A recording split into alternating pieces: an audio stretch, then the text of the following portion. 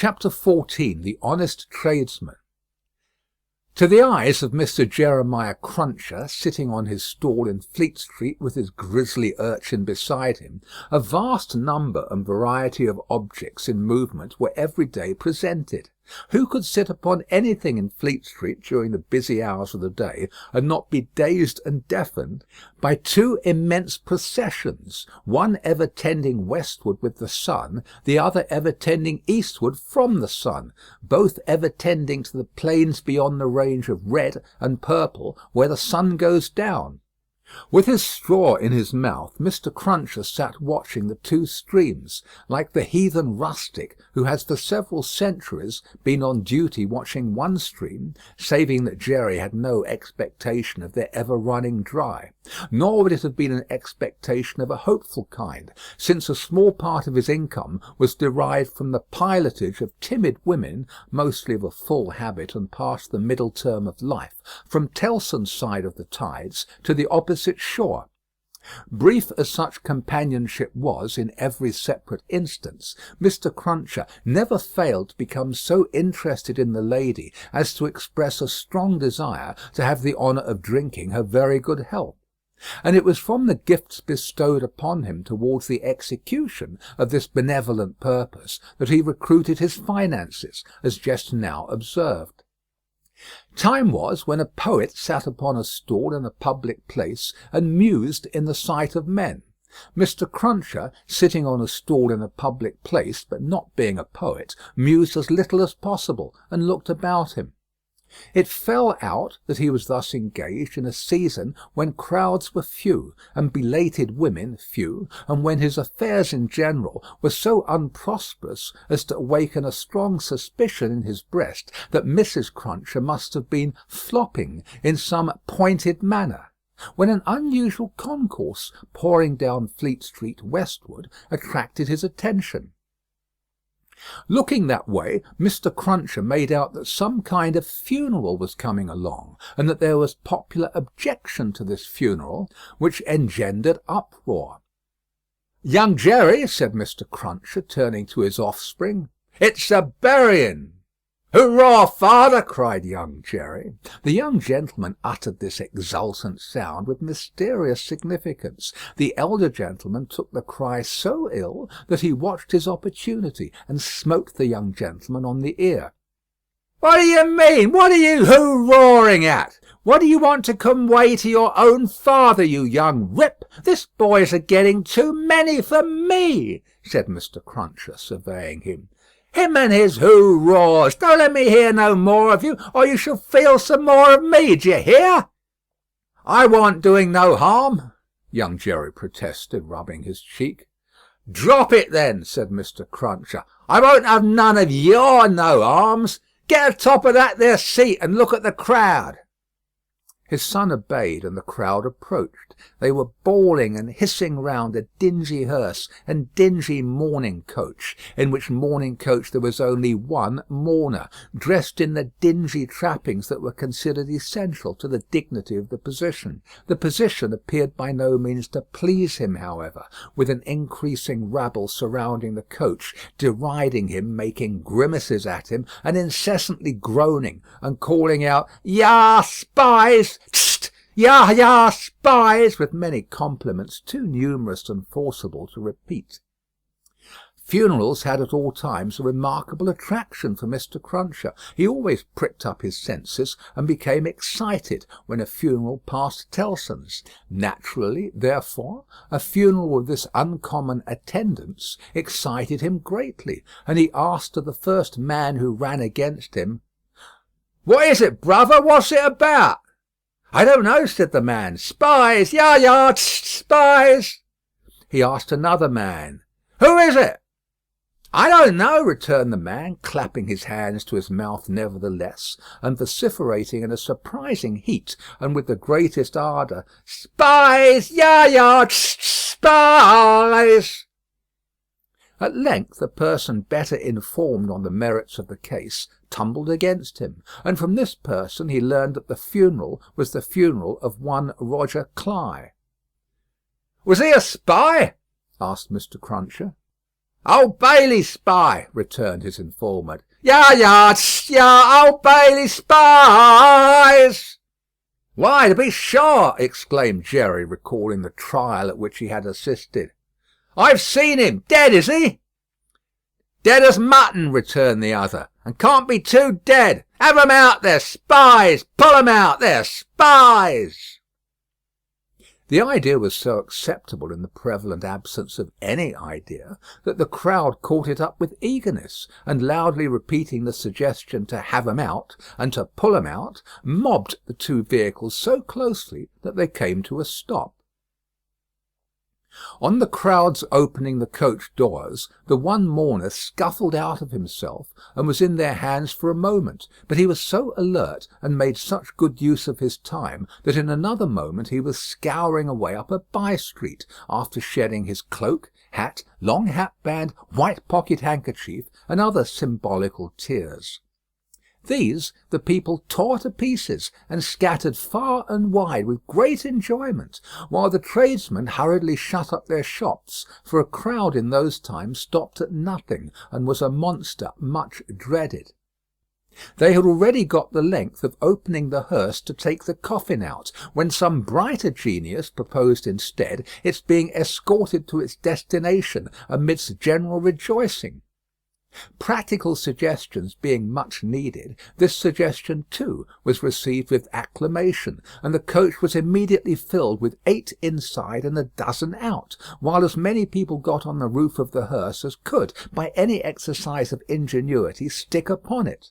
Among the first of these volunteers was Jerry Cruncher himself, who modestly concealed his spiky head from the observation of Tellson's in the further corner of the mourning coach. The officiating undertakers made some protest against these changes in the ceremonies, but, the river being alarmingly near, and several voices remarking on the efficacy of cold immersion in bringing refractory members of the profession to reason, the protest was faint and brief.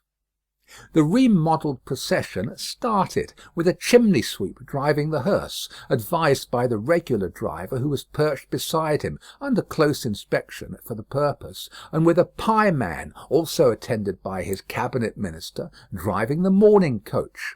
A bear-leader, a popular street character of the time, was impressed as an additional ornament, before the cavalcade had gone far down the Strand. And his bear, who is black and very mangy, gave quite an undertaking air to that part of the procession in which he walked. Thus, with beer-drinking, pipe-smoking, song-roaring, and infinite caricaturing of woe, the disorderly procession went its way, recruiting at every step, and all the shops shutting up before it. Its destination was the old church of St. Pancras, far off in the fields. It got there in course of time, insisted on pouring into the burial-ground. Finally, accomplished the interment of the deceased Roger Cly in its own way, and highly to its own satisfaction. The dead man disposed of, and the crowd being under the necessity of providing some other entertainment for itself, another brighter genius, or perhaps the same, conceived the humour of impeaching casual passers-by as Old Bailey spies, and wreaking vengeance on them. Chase was given to some scores of inoffensive persons who had never been near the Old Bailey in their lives, in the realization of this fancy, and they were roughly hustled and maltreated. The transition to the sport of window-breaking, and thence to the plundering of public houses, was easy and natural. At last, after several hours, when sundry summer-houses had been pulled down, and some area railings had been torn up, to arm the more belligerent spirits, a rumour got about that the guards were coming. Before this rumour the crowd gradually melted away, and perhaps the guards came, and perhaps they never came, and this was the usual progress of a mob. Mr. Cruncher did not assist at the closing sports, but had remained behind in the churchyard, to confer and condole with the undertakers. The place had a soothing influence on him. He procured a pipe from a neighbouring public-house, and smoked it, looking in at the railings and maturely considering the spot. "Jerry," said Mr. Cruncher, apostrophising himself in his usual way, "you see that there Cly that day, and you see with your own eyes that he was a young un and a straight maiden." Having smoked his pipe out, and ruminated a little longer, he turned himself about that he might appear, before the hour of closing, on his station at Tellson's. Whether his meditations on mortality had touched his liver, or whether his general health had been previously at all amiss, or whether he desired to show a little attention to an eminent man, is not so much to the purpose as that he made a short call upon his medical adviser, a distinguished surgeon, on his way back. Young Jerry relieved his father with dutiful interest, and reported no job in his absence. The bank closed, the ancient clerks came out, the usual watch was set, and Mr. Cruncher and his son went home to tea. "Now, I tell you where it is," said Mr. Cruncher to his wife, on entering. "If, as an honest tradesman, me winters goes wrong to-night, I shall make sure that you've been praying again me, and I shall work you for it just the same as if I seen you do it." The dejected Mrs. Cruncher shook her head. "Why, you're at it afore my face," said Mr. Cruncher, with signs of angry apprehension. "I'm saying nothing." "Well, then, don't meditate nothing. You might as well flop as meditate. You may as well go again me one way as another. Drop it altogether." "Yes, Jerry." "Yes, Jerry," repeated Mr. Cruncher, sitting down to tea. "Ah, it is yes, Jerry. That's about it. You may say yes, Jerry." Mr. Cruncher had no particular meaning in these sulky corroborations, but made use of them, as people not unfrequently do, to express general ironical dissatisfaction. "You and your yes, Jerry," said Mr. Cruncher, taking a bite out of his bread and butter, and seeming to help it down with a large invisible oyster out of his saucer. "Ah, I think so. I believe you." "You're going out to-night?" asked his decent wife, when he took another bite. "Yes, I am." "May I go with you, father?" asked his son, briskly. "No, you mayn't. I'm a-going, as your mother knows, a-fishing. That's where I'm going to, going a-fishing." "Your fishing rod get rather rusty, don't it, father?" "Never you mind." "Shall you bring any fish home, father?" "If I don't, you'll have short commons to-morrow," returned that gentleman, shaking his head. "That's questions enough for you. I ain't a-going out till you've been long a-bed." He devoted himself during the remainder of the evening to keeping a most vigilant watch on Mrs. Cruncher, and sullenly holding her in conversation, that she might be prevented from meditating any petitions to his disadvantage. With this view, he urged his son to hold her in conversation also, and led the unfortunate woman a hard life by dwelling on any causes of complaint he could bring against her, rather than he would leave her for a moment to her own reflections. The devoutest person could have rendered no greater homage to the efficacy of an honest prayer than he did in this distrust of his wife. It was as if a professed unbeliever in ghosts should be frightened by a ghost story. "And mind you," said Mr. Cruncher, "no games to-morrow. If I, as an honest tradesman, succeed in providing a jint of meat or two, none of your not touching of it and sticking to bread. If I, as an honest tradesman, am able to provide a little beer, none of your declaring on water. When you go to Rome, do as Rome does. Rome will be an ugly customer to you if you don't. I'm your Rome, you know." Then he began grumbling again. "With your flying into the face of your own wittles and drink, I don't know how scarce you mayn't make the wittles and drink here by your flopping tricks and your unfeeling conduct. Look at your boy. He is yourn, ain't he? He's as thin as a lathe. Do you call yourself a mother and not know that a mother's first duty is to blow her boy out?"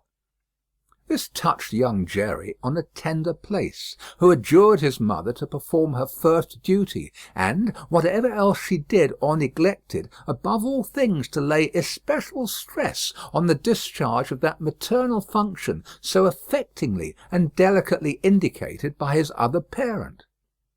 Thus the evening wore away with the Cruncher family, until young Jerry was ordered to bed, and his mother, laid under similar injunctions, obeyed them.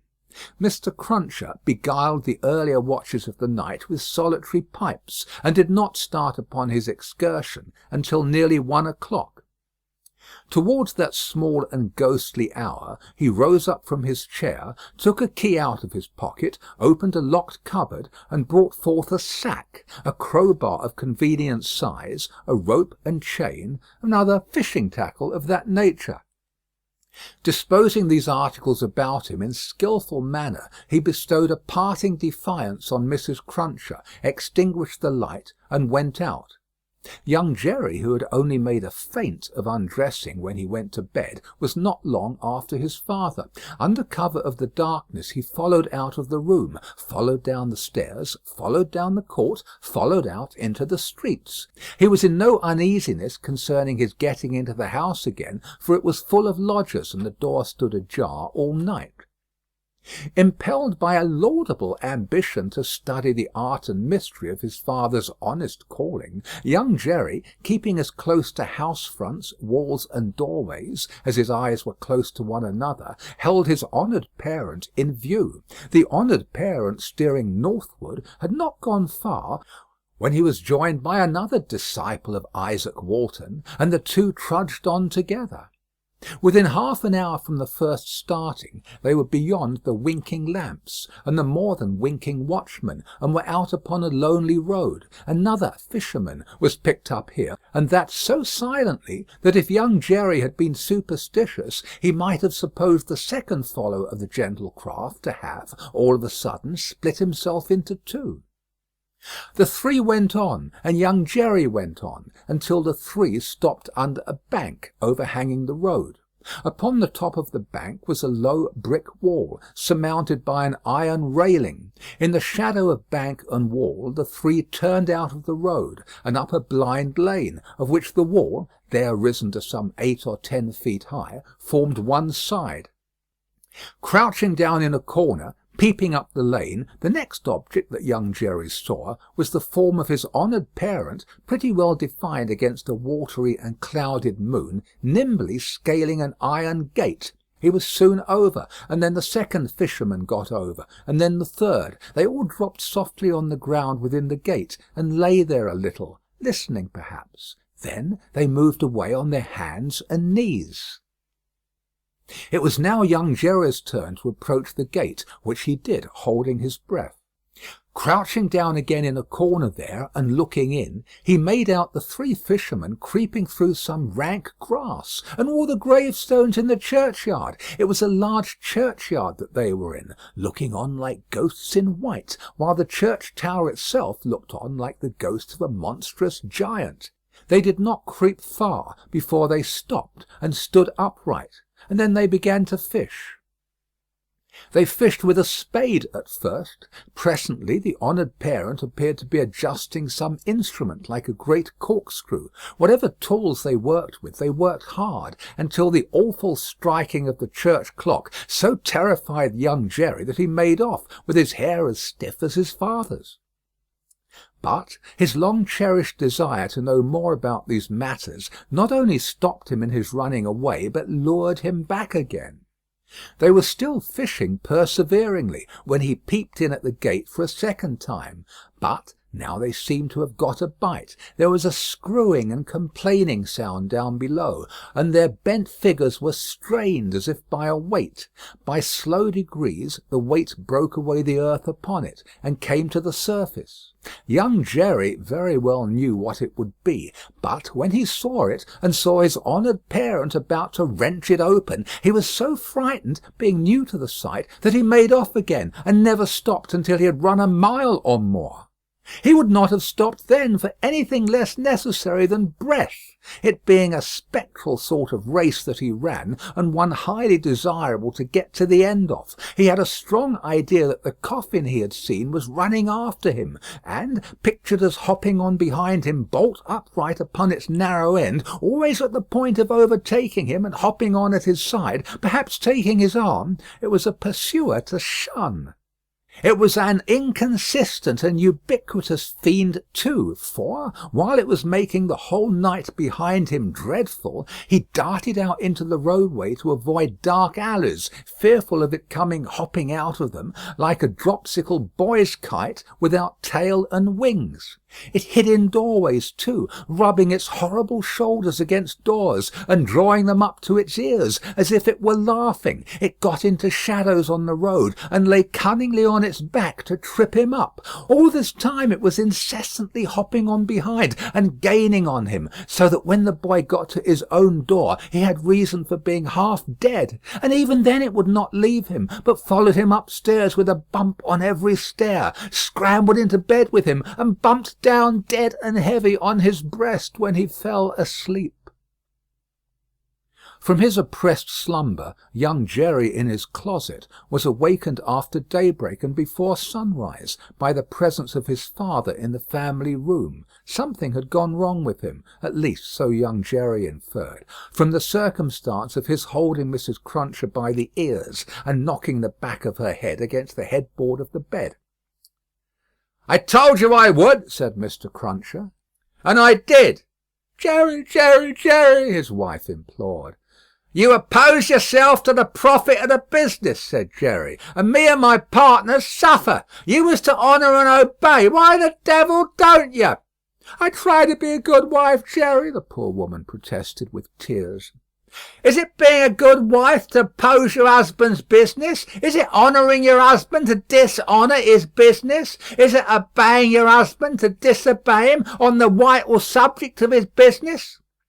"You hadn't taken to the dreadful business then, Jerry." "It's enough for you," retorted Mr. Cruncher, "to be the wife of an honest tradesman, and not to occupy your female mind with calculations when he took to his trade or when he didn't. An honouring and obeying wife would let his trade alone altogether. Call yourself a religious woman? If you're a religious woman, give me an irreligious one. You will have no more natural sense of duty than the bed of this here Thames River has of a pile, and similarly it must be knocked into you." The altercation was conducted in a low tone of voice, and terminated in the honest tradesman kicking off his clay-soiled boots and lying down at his length on the floor. After taking a timid peep at him lying on his back, with his rusty hands under his head for a pillow, his son lay down too, and fell asleep again. There was no fish for breakfast, and not much of anything else. Mr. Cruncher was out of spirits and out of temper, and kept an iron pot-lid by him as a projectile for the correction of Mrs. Cruncher, in case he should observe any symptoms of her saying grace. He was brushed and washed at the usual hour, and set off with his son to pursue his ostensible calling. Young Jerry, walking with the stool under his arm at his father's side along sunny and crowded Fleet Street, was a very different young Jerry from him of the previous night, running home through darkness and solitude from his grim pursuer. His cunning was fresh with the day, and his qualms were gone with the night, in which particulars it is not improbable that he had compeers in Fleet Street and the City of London that fine morning. "Father," said young Jerry, as they walked along, taking care to keep at arm's length and to have the stall well between them, "what's a resurrection man?" Mr. Cruncher came to a stop on the pavement before he answered, "How should I know?" "I thought you knowed everything, father," said the artless boy. Well," returned Mr. Cruncher, going on again, and lifting off his hat to give his spikes free play. "He's a tradesman." "What's his goods, father?" asked the brisk young Jerry. "His goods," said Mr. Cruncher, after turning it over in his mind, "is a branch of scientific goods." "Persons' bodies, ain't it, father?" asked the lively boy. "I believe it is something of the sort," said Mr. Cruncher. "Oh, father, I should so like to be a resurrection man when I'm quite growed up." Mr. Cruncher was soothed, but shook his head in a dubious and moral way. "It depends upon how you develop your talents. Be careful to develop your talents, and ne'er to say no more than you can help to nobody, and there's no telling at the present time what you may not come to be fit for." As young Jerry, thus encouraged, went on a few yards in advance, to plant the stall in the shadow of the bar, Mr. Cruncher added to himself, "Jerry, you honest tradesman, there's hope what that boy will yet be a blessing to you, and a recompense to you for his mother." End of Book 2, Chapter 14. Chapter 15. Knitting. There had been earlier drinking than usual in the wine-shop of Monsieur Defarge. As early as 6 o'clock in the morning, sallow faces peeping through its barred windows had descried other faces within, bending over measures of wine. Monsieur Defarge sold a very thin wine at the best of times, but it would seem to have been an unusually thin wine that he sold at this time. A sour wine, moreover, or a souring, for its influence on the mood of those who drank it was to make them gloomy. No vivacious bacchanalian flame leaped out of the pressed grape of Monsieur Defarge, but a smouldering fire that burnt in the dark lay hidden in the dregs of it. This had been the third morning in succession on which there had been early drinking at the wine-shop of Monsieur Defarge. It had begun on Monday, and here was Wednesday come. There had been more of early brooding than drinking, for many men had listened and whispered and slunk about there from the time of the opening of the door, who could not have laid a piece of money on the counter to save their souls.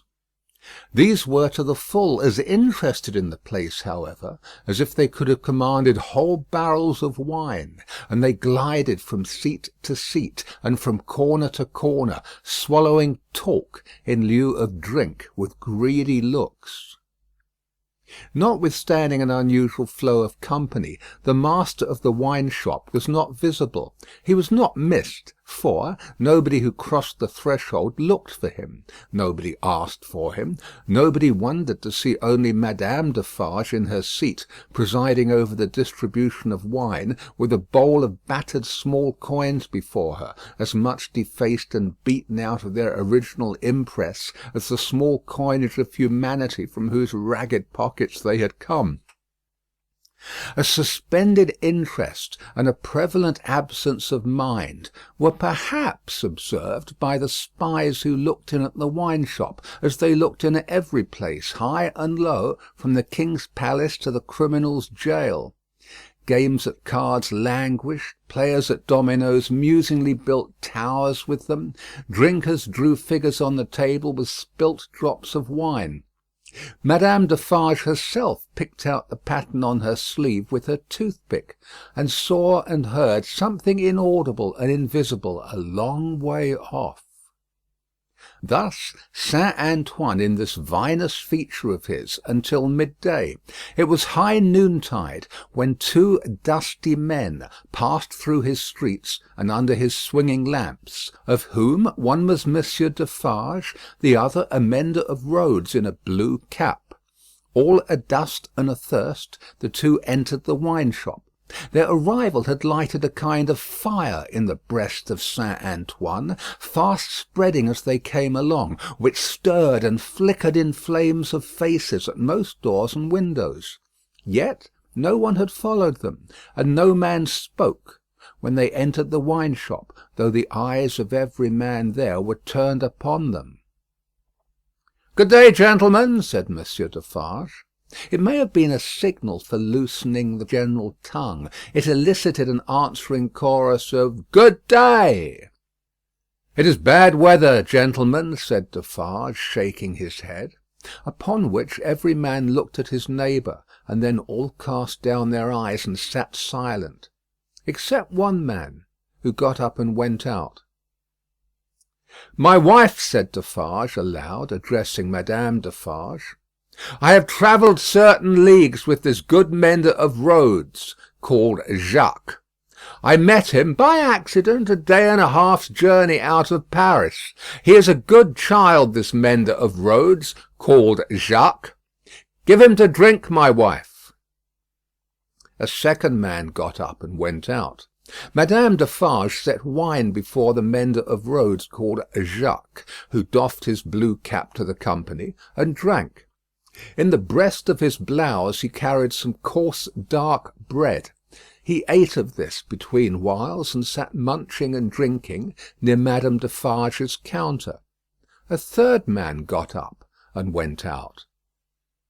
Defarge refreshed himself with a draught of wine, but he took less than was given to the stranger, as being himself a man to whom it was no rarity, and stood waiting until the countryman had made his breakfast. He looked at no one present, and no one now looked at him, not even Madame Defarge, who had taken up her knitting and was at work. "Have you finished your repast, friend?" he asked, in due season. "Yes, thank you." "Come, then, you shall see the apartment that I told you could occupy. It will suit you to a marvel." Out of the wine shop into the street, out of the street into a courtyard, out of the courtyard up a steep staircase, out of the staircase into a garret, formerly the garret where a white-haired man sat on a low bench, stooping forward and very busy, making shoes. No white-haired man was there now, but the three men were there who had gone out of the wine shop singly, and between them and the white-haired man afar off was the one small link, that they had once looked in at him through the chinks in the wall. Defarge closed the door carefully, and spoke in a subdued voice.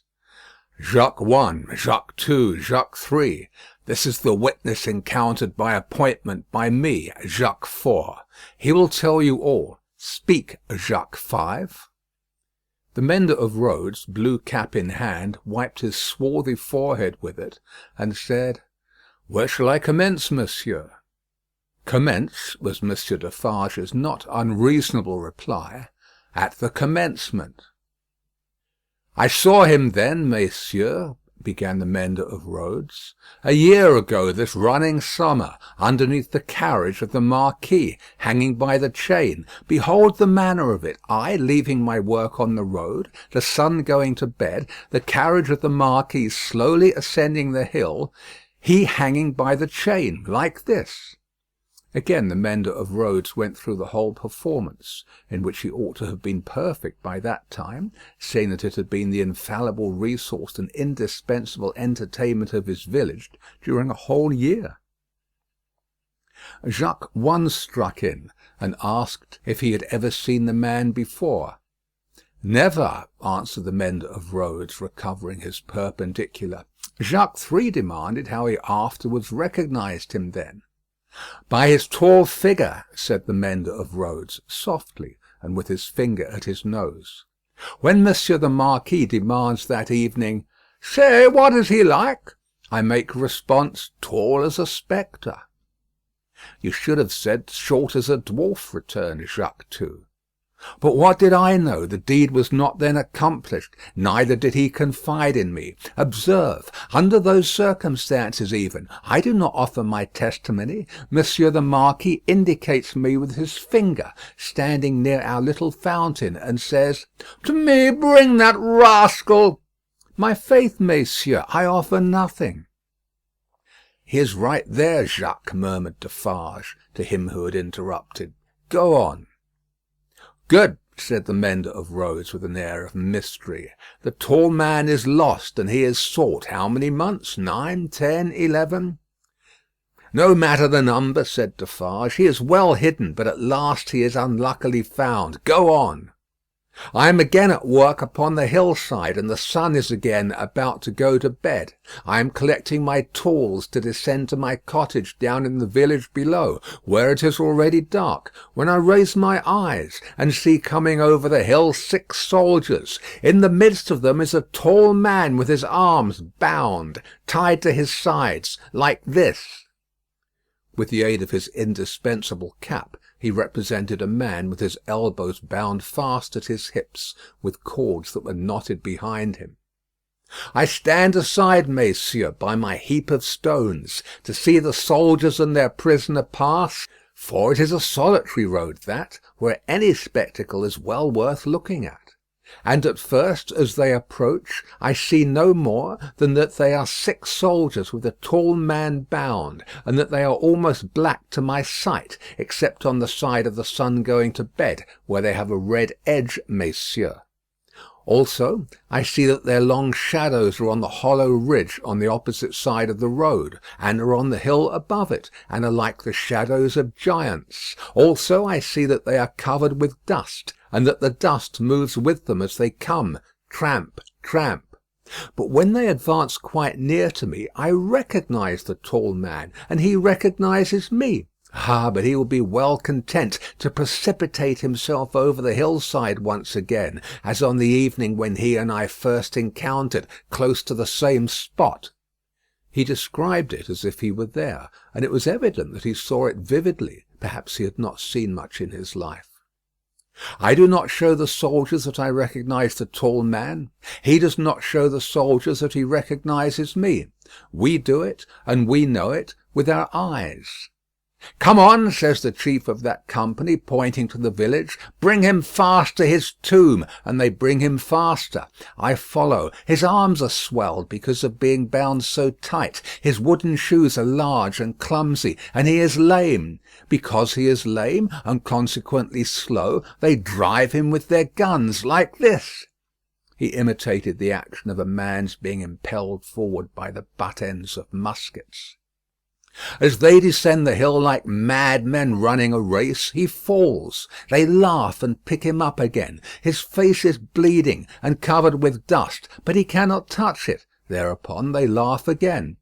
They bring him into the village. All the village runs to look. They take him past the mill and up to the prison. All the village sees the prison gate open in the darkness of the night and swallow him, like this.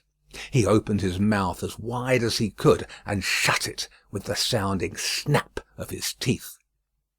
Observant of his unwillingness to mar the effect by opening it again, Defarge said, "Go on, Jacques."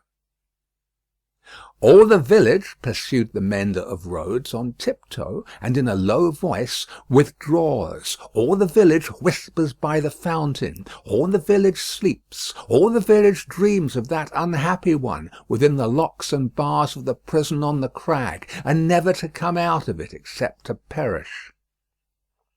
In the morning, with my tools upon my shoulder, eating my morsel of black bread as I go, I make a circuit by the prison on my way to my work.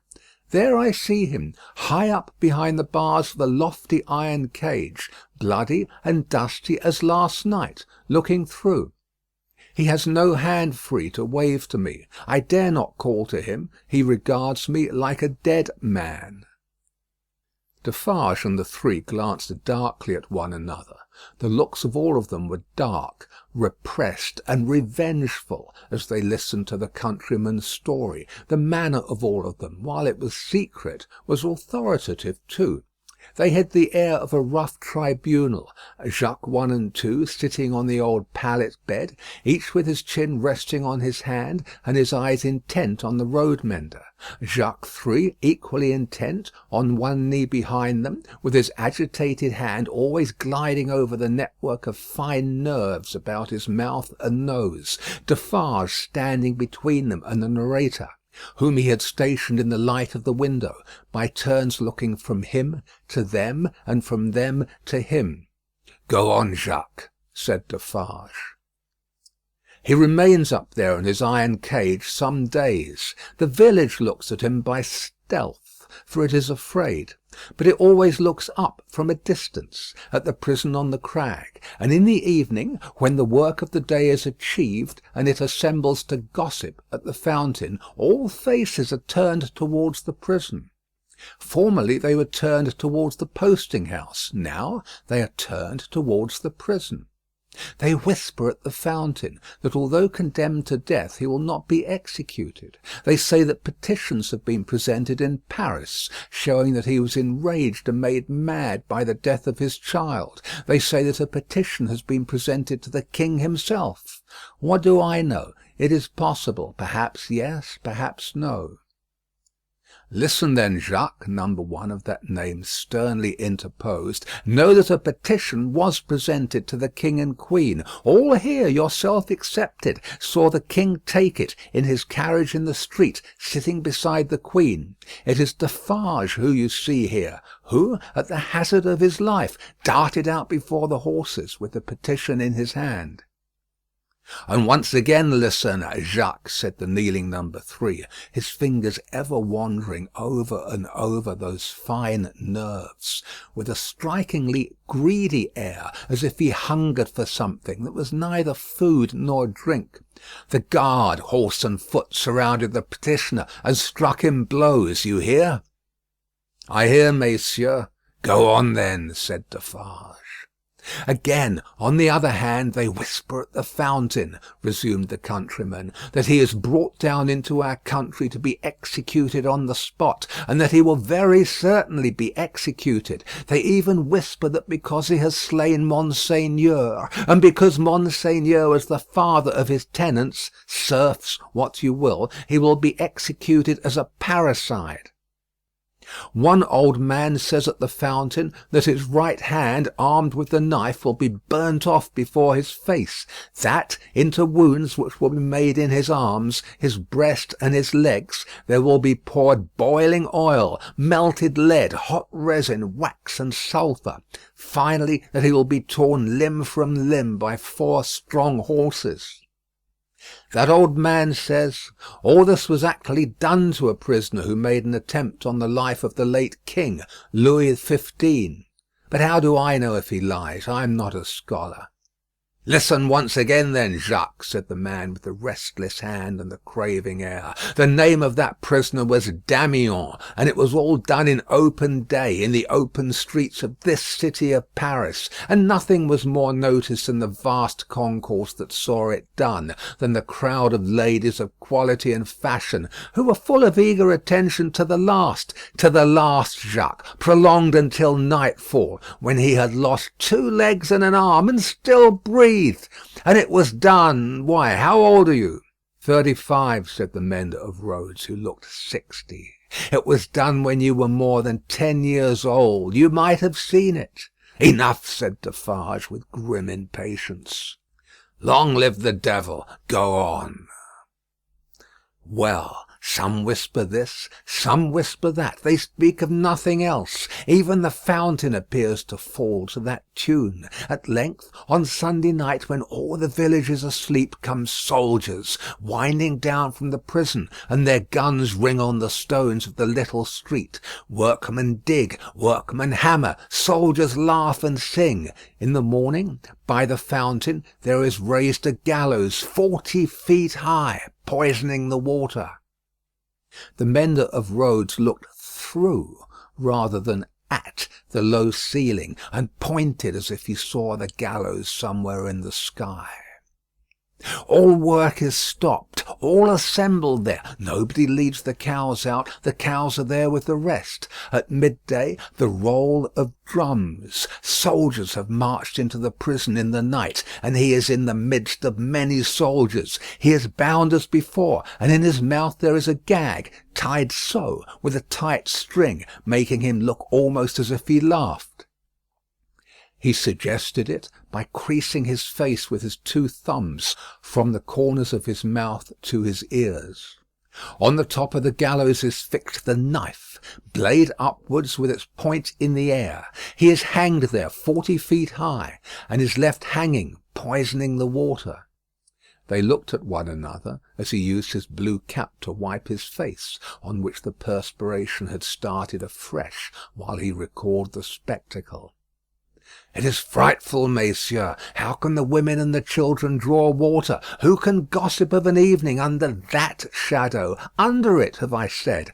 When I left the village Monday evening as the sun was going to bed, and looked back from the hill, the shadow struck across the church, across the mill, across the prison, seemed to strike across the earth, messieurs, to where the sky rests upon it." The hungry man gnawed one of his fingers as he looked at the other 3, and his finger quivered with the craving that was on him. "That's all, messieurs. I left at sunset, as I had been warned to do, and I walked on, that night and half next day, until I met, as I was warned I should, this comrade. With him I came on, now riding and now walking, through the rest of yesterday and through last night, and here you see me." After a gloomy silence, the first Jacques said, "Good, you have acted and recounted faithfully. Will you wait for us a little outside the door? Very willingly, said the mender of roads, whom Defarge escorted to the top of the stairs, and, leaving seated there, returned. The three had risen, and their heads were together when he came back to the garret. "How say you, Jacques?" demanded number one. "To be registered." "To be registered as doomed to destruction," returned Defarge.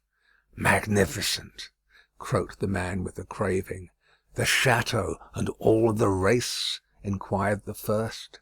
"The château and all the race," returned Defarge. "Extermination." The hungry man repeated in a rapturous croak, "Magnificent," and began gnawing another finger.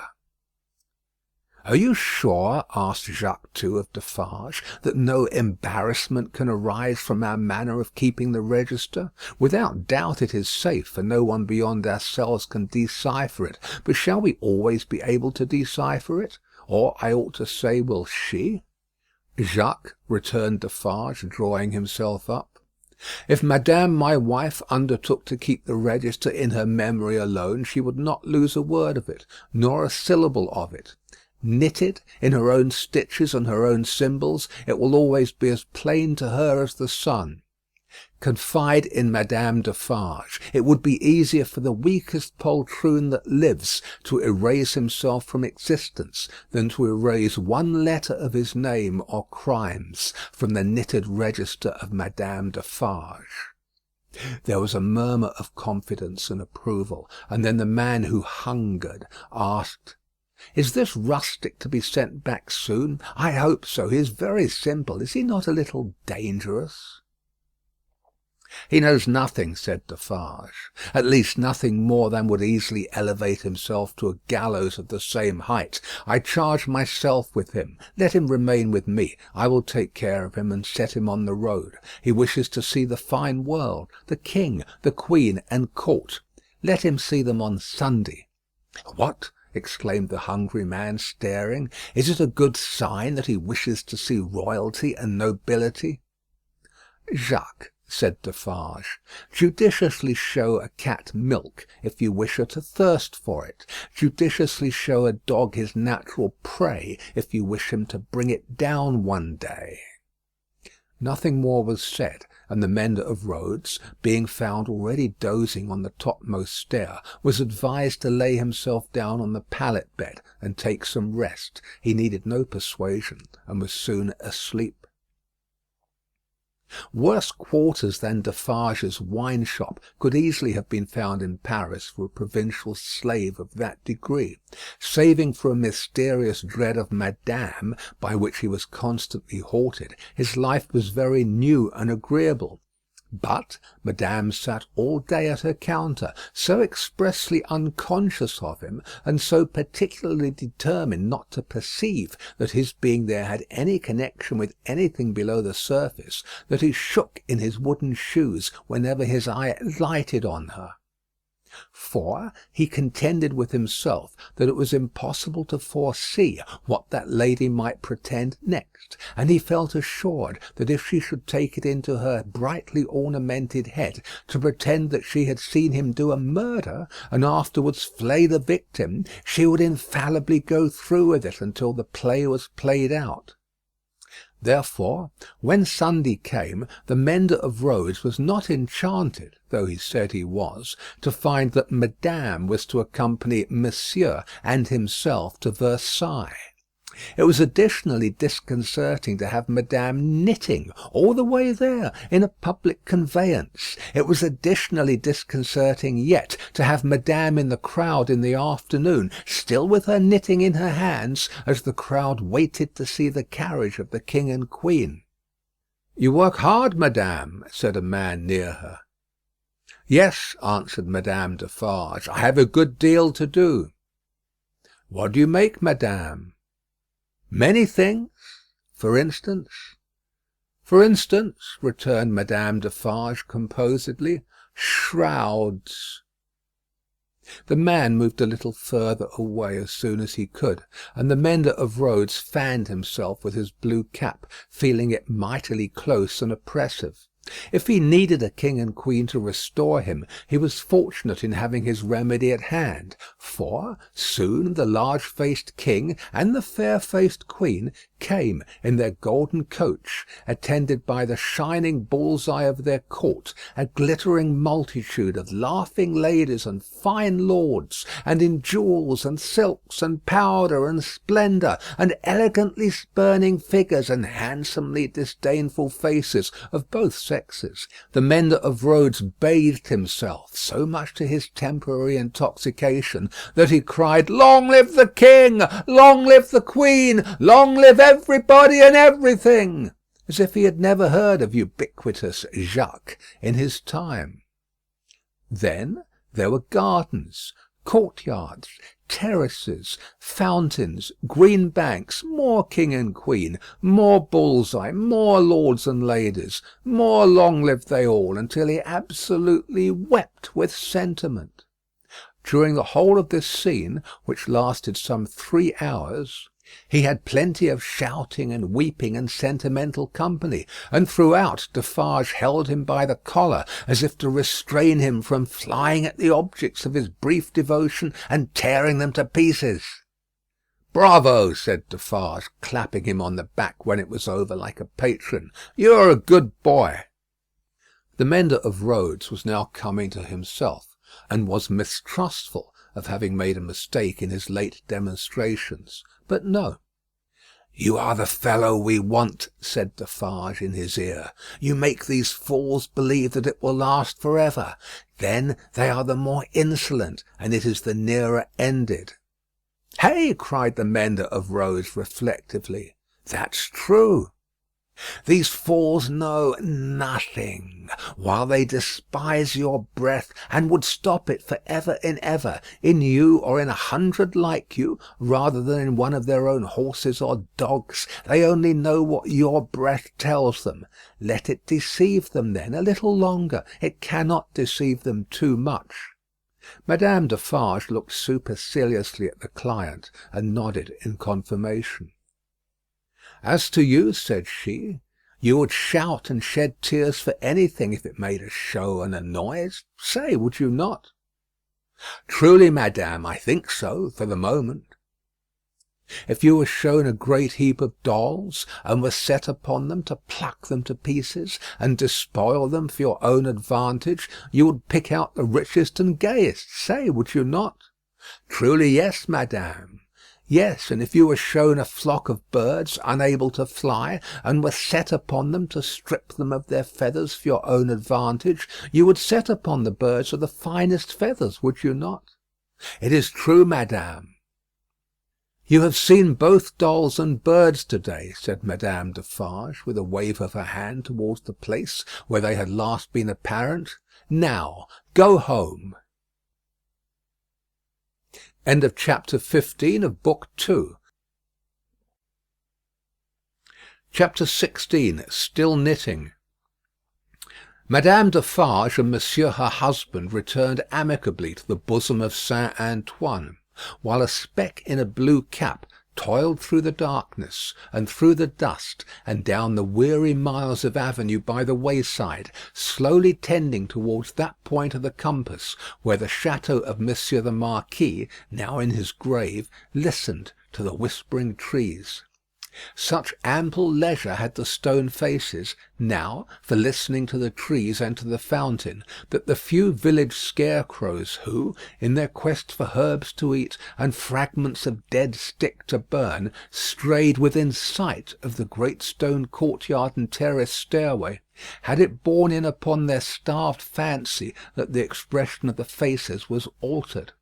A rumour just lived in the village, had a faint and bare existence there, as its people had, that when the knife struck home the faces changed, from faces of pride to faces of anger and pain; also that when that dangling figure was hauled up 40 feet above the fountain, they changed again, and bore a cruel look of being avenged, which they would henceforth bear for ever. In the stone face above the great window of the bedchamber where the murder was done, two fine dints were pointed out in the sculptured nose, which everybody recognised, and which nobody had seen of old. And on the scarce occasions when 2 or 3 ragged peasants emerged from the crowd to take a hurried peep at Monsieur the Marquis petrified, a skinny finger would not have pointed to them for a minute before they all started away among the moss and leaves like the more fortunate hares who could find a living there.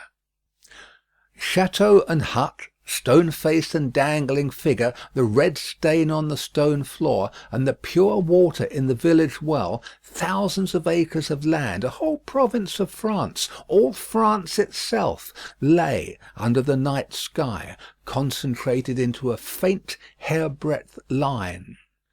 So does a whole world, with all its greatnesses and littlenesses, lie in a twinkling star; and as mere human knowledge can split a ray of light and analyse the manner of its composition, so sublimer intelligences may read in the feeble shining of this earth of ours every thought and act, every vice and virtue of every responsible creature on it. The Defarges, husband and wife, came lumbering under the starlight in their public vehicle to that gate of Paris whereunto their journey naturally tended. There was the usual stoppage at the barrier guard-house, and the usual lanterns came glancing forth for the usual examination and inquiry. Monsieur Defarge alighted, knowing 1 or 2 of the soldiery there, and 1 of the police. The latter he was intimate with, and affectionately embraced. When Saint Antoine had again enfolded the Defarges in his dusky wings, and they, having finally alighted near the saint's boundaries, were picking their way on foot through the black mud and offal of his streets, Madame Defarge spoke to her husband. "Say then, my friend, what did Jacques of the police tell thee?" "Very little to-night, but all he knows. There is another spy commissioned for our quarter." "There may be many more, for all that he can say, but he knows of one." "Eh well," said Madame Defarge, raising her eyebrows with a cool business air. "It is necessary to register him. How do they call that man?" "He is English." "So much the better. His name?" "Bassard," said Defarge, making it French by pronunciation. But he had been so careful to get it accurately that he then spelt it with perfect correctness. "Barsad," repeated Madame. "Good. Christian name?" "John." "John Barsad," repeated Madame, after murmuring it once to herself. "Good. His appearance, is it known?" "Age about 40 years, height about 5 feet 9, black hair, complexion dark, generally rather handsome visage, eyes dark, face thin, long and sallow, nose aquiline but not straight, having a peculiar inclination towards the left cheek, expression therefore sinister." "Eh, my faith, it is a portrait," said Madame, laughing. "He shall be registered to-morrow." They turned into the wine shop, which was closed, for it was midnight, and where Madame Defarge immediately took her post at her desk, counted the small moneys that had been taken during her absence, examined the stock, went through the entries in the book, made other entries of her own, checked the serving man in every possible way, and finally dismissed him to bed. Then she turned out the contents of the bowl of money for the second time, and began knotting them up in her handkerchief in a chain of separate knots for safe keeping through the night. All this while Defarge, with his pipe in his mouth, walked up and down, complacently admiring but never interfering, in which condition, indeed, as to the business and his domestic affairs, he walked up and down through life. The night was hot, and the shop, close shut and surrounded by so foul a neighbourhood, was ill-smelling. Monsieur Defarge's olfactory sense was by no means delicate, but the stock of wine smelt much stronger than it ever tasted, and so did the stock of rum and brandy and aniseed. He whiffed the compound of scents anyway, as he put down his smoked-out pipe. "You are fatigued," said Madame, raising her glance as she knotted the money. "There are only the usual odours." "I am a little tired," her husband acknowledged. "You are a little depressed too," said Madame, whose quick eyes had never been so intent on the accounts, but they had had a ray or two for him. "Oh, the men, the men!" "But, my dear," began Defarge. "But, my dear," repeated Madame, nodding firmly. "But, my dear. You are faint of heart to night, my dear." "Well, then," said Defarge, as if a thought were wrung out of his breast, "it is a long time." "It is a long time," repeated his wife. "And when is it not a long time? Vengeance and retribution require a long time. It is the rule." "It does not take a long time to strike a man with lightning," said Defarge. "How long," demanded Madame composedly, "does it take to make and store the lightning? Tell me." Defarge raised his head thoughtfully, as if there were something in that too. "It does not take a long time," said Madame, "for an earthquake to swallow a town. Eh, well? Tell me how long it takes to repair the earthquake." "A long time, I suppose," said Defarge. "But when it is ready, it takes place and grinds to pieces everything before it. In the meantime it is always preparing, though it is not seen or heard. That is your consolation. Keep it." She tied a knot with flashing eyes, as if it throttled a foe. "I tell thee," said Madame, extending her right hand for emphasis, "that although it is a long time on the road, it is on the road and coming. I tell thee it never retreats and never stops. I tell thee it is always advancing. Look around and consider the lives of all the world that we know. Consider the faces of all the world that we know. Consider the rage and discontent to which the Jacquerie addresses itself with more and more of certainty every hour. Can such things last? Bah! I mock you." "My brave wife," returned Lafarge, standing before her with his head a little bent and his hands clasped at his back, like a docile and attentive pupil before his catechist, "I do not question all this. But it has lasted a long time, and it is possible, you know well, my wife, it is possible that it may not come during our lives." "Eh, well, how then?" demanded Madame, tying another knot, as if there were another enemy strangled. "Well," said Defarge, with a half complaining and half apologetic shrug, "we shall not see the triumph." "We shall have helped it," returned Madame, with her extended hand in strong action. "Nothing that we do is done in vain. I believe with all my soul that we shall see the triumph. But even if not, even if I knew certainly not, show me the neck of an aristocrat and tyrant, and still I would—" Then Madame, with her teeth set, tied a very terrible knot indeed. "Hold!" cried Defarge, reddening a little, as if he felt charged with cowardice. "I too, my dear, will stop at nothing." "Yes, but it is your weakness that you sometimes need to see your victim in your opportunity to sustain you. Sustain yourself without that. When the time comes, let loose the tiger and the devil, but wait for the time with the tiger and the devil chained, not shown, yet always ready."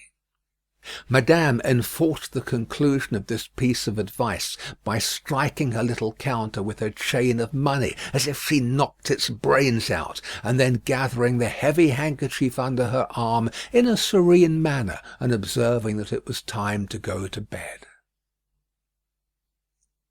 Next noontide saw the admirable woman in her usual place in the wine shop, knitting away assiduously. A rose lay beside her, and if she now and then glanced at the flower, it was with no infraction of her usual preoccupied air. There were a few customers, drinking or not drinking, standing or seated, sprinkled about. The day was very hot, and heaps of flies, who were extending their inquisitive and adventurous perquisitions into all the glutinous little glasses near Madame, fell dead at the bottom. Their deceased made no impression on the other flies out promenading, who looked at them in the coolest manner, as if they themselves were elephants or something as far removed, until they met the same fate. Curious to consider how heedless flies are. Perhaps they thought as much at court that sunny summer day. A figure entering at the door threw a shadow on Madame Defarge, which she felt to be a new one. She laid down her knitting and began to pin her rose in her headdress before she looked at the figure. It was curious. The moment Madame Defarge took up the rose, the customers ceased talking, and began gradually to drop out of the wine shop. "Good day, madame," said the newcomer. "Good day, monsieur." She said it aloud, but added to herself as she resumed her knitting, "Ha! Good day. Age about 40, height about 5 feet 9, black hair, generally rather handsome visage, complexion dark, eyes dark, thin, long and shallow face, aquiline nose, but not straight, having a peculiar inclination towards the left cheek, which imparts a sinister expression. Good day, one and all." "Have the goodness to give me a little glass of old cognac, and a mouthful of cool fresh water, madame." Madame complied with a polite air. "Marvellous cognac this, madame." It was the first time it had ever been so complimented, and Madame Defarge knew enough of its antecedents to know better. She said, however, that the cognac was flattered, and she took up her knitting. The visitor watched her fingers for a few moments, and took the opportunity of observing the place in general. "You knit with great skill, madame." "I am accustomed to it. A pretty pattern, too." "You think so?" said madame, looking at him with a smile. "Decidedly. May one ask what it is for?" "Pastime," said madame, still looking at him with a smile, while her fingers moved nimbly. "Not for use?" "That depends. I may find a use for it one day. If I do, well," said madame, drawing a breath, and nodding her head with a stern kind of coquetry, "I'll use it." It was remarkable, but the taste of Saint Antoine seemed to be decidedly opposed to a rose on the headdress of Madame Defarge. Two men had entered separately, and had been about to order drink, when, catching sight of that novelty, they faltered, made a pretence of looking about as if for some friend who was not there, and went away. Nor, of those who had been there when this visitor entered, was there one left. They had all dropped off. The spy had kept his eyes open, but had been able to detect no sign. They had lounged away in a poverty-stricken, purposeless, accidental manner, quite natural and unimpeachable. "John," thought madame, checking off her work as her fingers knitted and her eyes looked at the stranger. "Stay long enough, and I shall knit Barsad before you go." "You have a husband, madame?" "I have." "Children?" "No children." "Business seems bad?" "Business is very bad. The people are so poor." "Ah, the unfortunate, miserable people, so oppressed too, as you say." "As you say," madame retorted, correcting him, and deftly knitting an extra something into his name that boded him no good. "Pardon me. Certainly it was I who said so, but you naturally think so, of course." "I think?" returned madame in a high voice. "I and my husband have enough to do to keep this wine shop open without thinking. All we think here is how to live. That is the subject we think of, and it gives us from morning to night enough to think about, without embarrassing our heads concerning others. I think for others? No, no." The spy, who was there to pick up any crumbs he could find or make, did not allow his baffled state to express itself in his sinister face. but stood with an air of gossiping gallantry, leaning his elbow on Madame Defarge's little counter, and occasionally sipping his cognac. "A bad business this, madame, of Gaspard's execution. Ah, the poor Gaspard!" with a sigh of great compassion. "My faith," returned madame, coolly and lightly, "if people use knives for such purposes, they have to pay for it. He knew beforehand what the price of his luxury was. He has paid the price." "I believe," said the spy, dropping his soft voice to a tone that invited confidence, and expressing an injured revolutionary susceptibility in every muscle of his wicked face, "I believe there is much compassion and anger in this neighbourhood touching the poor fellow, and between ourselves." "Is there?" asked madame vacantly. "Is there not?" "Here is my husband," said Madame Defarge. As the keeper of the wine shop entered at the door, the spy saluted him by touching his hat, and saying with an engaging smile, "Good day, Jacques." Defarge stopped short and stared at him. "Good day, Jacques," the spy repeated, with not quite so much confidence, or quite so easy a smile under the stare. "You deceive yourself, monsieur," returned the keeper of the wine shop. "You mistake me for another. That is not my name. I am Ernest Defarge." "It is all the same," said the spy, airily, but discomfited too. "Good day." "Good day," answered Defarge, dryly. "I was saying to madame, with whom I had the pleasure of chatting when you entered, that they tell me there is, and no wonder, much sympathy and anger in Saint Antoine touching the unhappy fate of poor Gaspard." "No one has told me so," said Defarge, shaking his head. "I know nothing of it." Having said it, he passed behind the little counter, and stood with his hand on the back of his wife's chair, looking over that barrier at the person to whom they were both opposed, and whom either of them would have shot with the greatest satisfaction.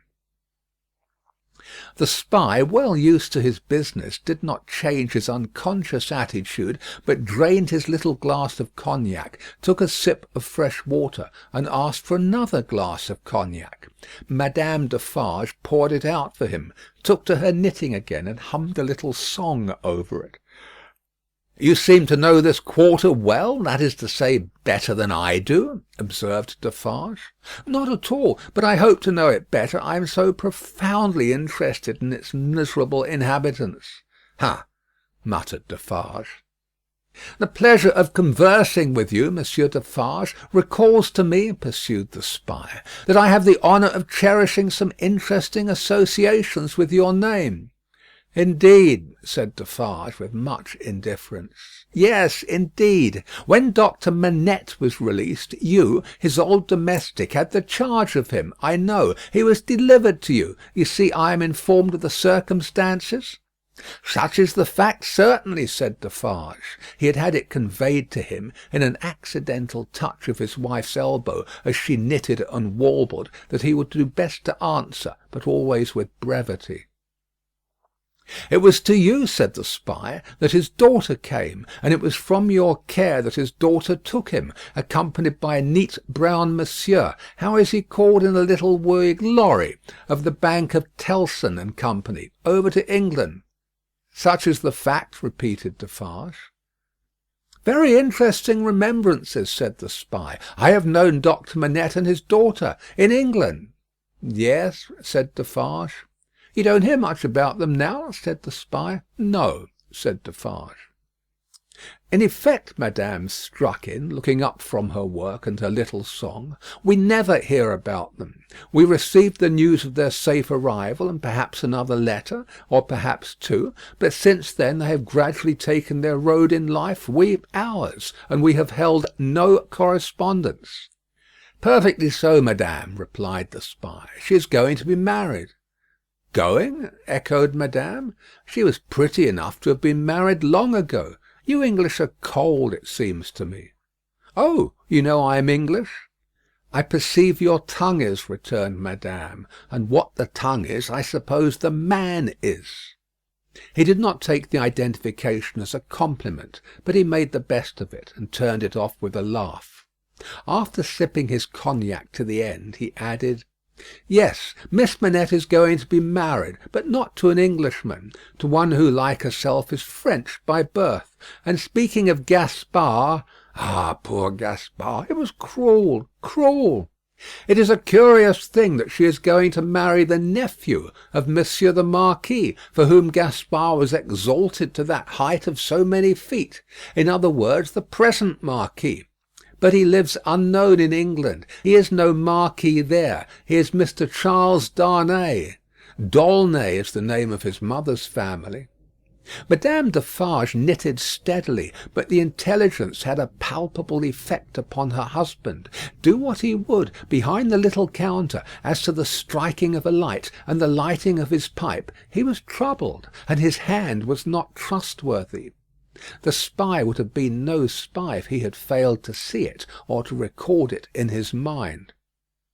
Having made at least this one hit, whatever it might prove to be worth, and no customers coming in to help him to any other, Mr. Barsad paid for what he had drunk, and took his leave, taking occasion to say, in a genteel manner, before he departed, that he looked forward to the pleasure of seeing Monsieur and Madame Defarge again.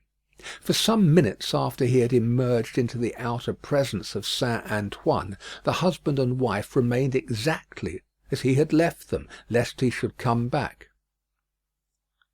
"Can it be true?" said Defarge in a low voice, looking down at his wife as he stood smoking, with his hand on the back of her chair, "what he has said of Mademoiselle Manette?" "As he has said it," returned Madame, lifting her eyebrows a little, "it is probably false, but it may be true."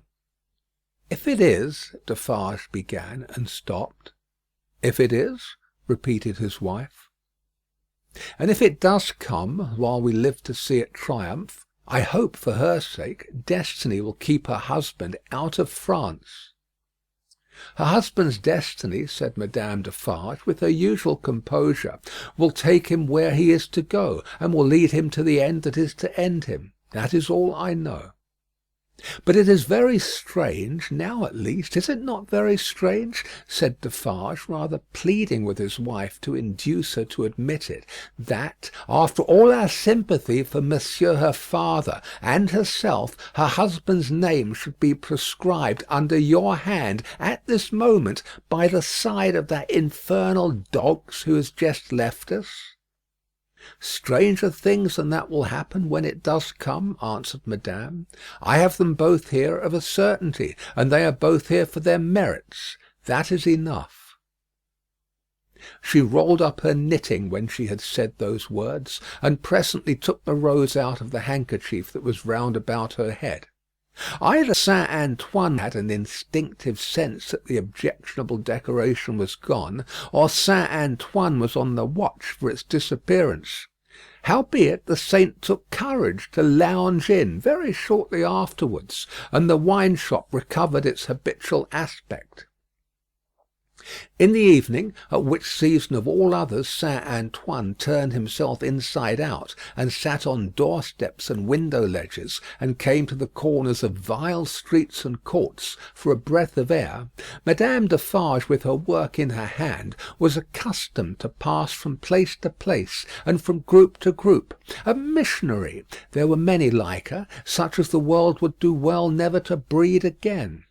All the women knitted. They knitted worthless things, but the mechanical work was a mechanical substitute for eating and drinking. The hands moved for the jaws and the digestive apparatus. If the bony fingers had been still, the stomachs would have been more famine-pinched. But as the fingers went, the eyes went, and the thoughts; and as Madame Defarge moved on from group to group, all three went quicker and fiercer among every little knot of women that she had spoken with and left behind. Her husband smoked at his door, looking after her with admiration.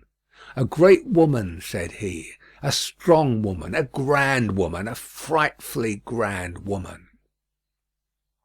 Darkness closed around, and then came the ringing of church bells.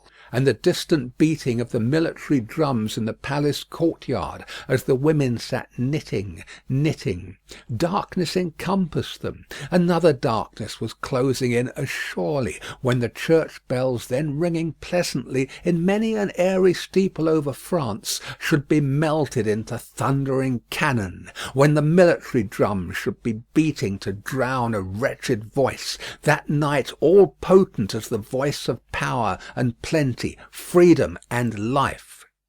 So much was closing in about the women who sat knitting, knitting, that they, their very selves, were closing in around a structure yet unbuilt, where they were to sit knitting, knitting, counting dropping heads. End of Book 2, Chapter 16. Chapter 17. One Night. Never did the sun go down with a brighter glory on the quiet corner in Soho than one memorable evening when the doctor and his daughter sat under the plane tree together. Never did the moon rise with a milder radiance over great London than on that night when it found them still seated under the tree and shone upon their faces through its leaves. Lucy was to be married to-morrow. She had reserved this last evening for her father, and they sat alone under the plane tree. "You are happy, dear father?" "Quite, my child." They had said little, though they had been there a long time. When it was yet light enough to work and read, she had neither engaged herself in her usual work, nor had she read to him. She had employed herself in both ways, at his side under the tree, many and many a time, but this time was not quite like any other, and nothing could make it so. "And I am very happy to-night, dear father. I am deeply happy in the love that heaven has so blessed, my love for Charles, and Charles' love for me. But if my life were not to be still consecrated to you, or if my marriage was so arranged as that it would part us even by the length of a few of these streets, I should be more unhappy and self-reproachful now than I can tell you. Even as it is—" Even as it were, she could not command her voice. In the sad moonlight she clasped him by the neck and laid her face upon his breast. In the moonlight, which is always sad, as the light of the sun itself is, as the light called human life is, at its coming and going. "Dearest dear, can you tell me this last time that you feel quite sure no new affections of mine and no new duties of mine will ever interpose between us? I know it well, but do you know it? In your own heart do you feel quite certain?" Her father answered with a cheerful firmness of conviction he could scarcely have assumed. "Quite sure, my darling. More than that," he added, as he tenderly kissed her, "my future is far brighter, Lucy, seen through your marriage, than it could have been, nay, than it ever was without it. If I could hope that, my father—" "Believe it, love. Indeed it is so. Consider how natural and how plain it is, my dear, that it should be so. You, devoted and young, cannot fully appreciate the anxiety I have felt that your life should not be wasted." She moved her hand towards his lips, but he took it in his and repeated the word. "Wasted, my child, should not be wasted, struck aside from the natural order of things, for my sake. Your unselfishness cannot entirely comprehend how much my mind has gone on this, but only ask yourself, how could my happiness be perfect while yours was incomplete? If I had never seen Charles, my father, I should have been quite happy with you." He smiled at her unconscious admission that she would have been unhappy without Charles, having seen him, and replied, "My child, you did see him, and it is Charles. If it had not been Charles, it would have been another; or, if it had been no other, I should have been the cause, and then the dark part of my life would have cast its shadow beyond myself, and would have fallen on you."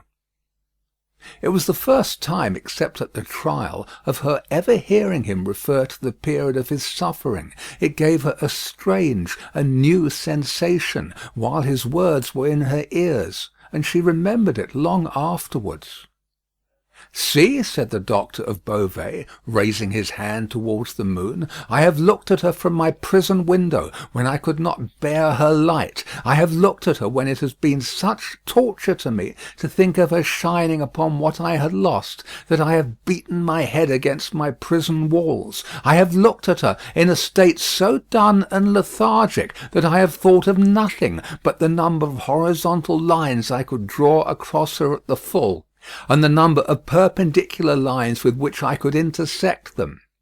He added in his inward and pondering manner as he looked at the moon, "It was 20 either way, I remember, and the 20th was difficult to squeeze in." The strange thrill with which she heard him go back to that time deepened as he dwelt upon it. But there was nothing to shock her in the manner of his reference. He only seemed to contrast his present cheerfulness and felicity with the dire endurance that was over. "I have looked at her, speculating thousands of times upon the unborn child from whom I had been rent, whether it was alive, whether it had been born alive, or the poor mother's shock had killed it, whether it was a son who would some day avenge his father. There was a time in my imprisonment when my desire for vengeance was unbearable. Whether it was a son who would never know his father's story, who might even live to weigh the possibility of his father's having disappeared of his own will and act. Whether it was a daughter who would grow to be a woman." She drew closer to him and kissed his cheek and his hand. "I have pictured my daughter to myself as perfectly forgetful of me, rather altogether ignorant of me and unconscious of me. I have cast up the years of her age, year after year. I have seen her married to a man who knew nothing of my fate. I have altogether perished from the remembrance of the living, and in the next generation my place was a blank." "My father, even to hear that you had such thoughts of a daughter who never existed, strikes to my heart as if I had been that child." "You, Lucy? It is out of the consolation and restoration you have brought to me that these remembrances arise, and pass between us and the moon on this last night. What did I say just now?" "She knew nothing of you. She cared nothing for you." "So. But on other moonlight nights, when the sadness and the silence have touched me in a different way, have affected me with something as like a sorrowful sense of peace as any emotion that had pain for its foundations could, I have imagined her as coming to me in my cell, and leading me out into the freedom beyond the fortress. I have seen her image in the moonlight often, as I now see you, except that I never held her in my arms. It stood between the little grated window and the door. But you understand that that was not the child I am speaking of? The figure was not the image, the fancy? No, that was another thing. It stood before my disturbed sense of sight, but it never moved. The phantom that my mind pursued was another and more real child. Of her outward appearance I know no more than that she was like her mother. The other had that likeness too, as you have, but was not the same. Can you follow me, Lucy? Hardly, I think. I doubt you must have been a solitary prisoner to understand these perplexed distinctions. His collected and calm manner could not prevent her blood from running cold, as he thus tried to anatomize his old condition. In that more peaceful state I have imagined her, in the moonlight, coming to me and taking me out to show me that the home of her married life was full of her loving remembrance of her lost father.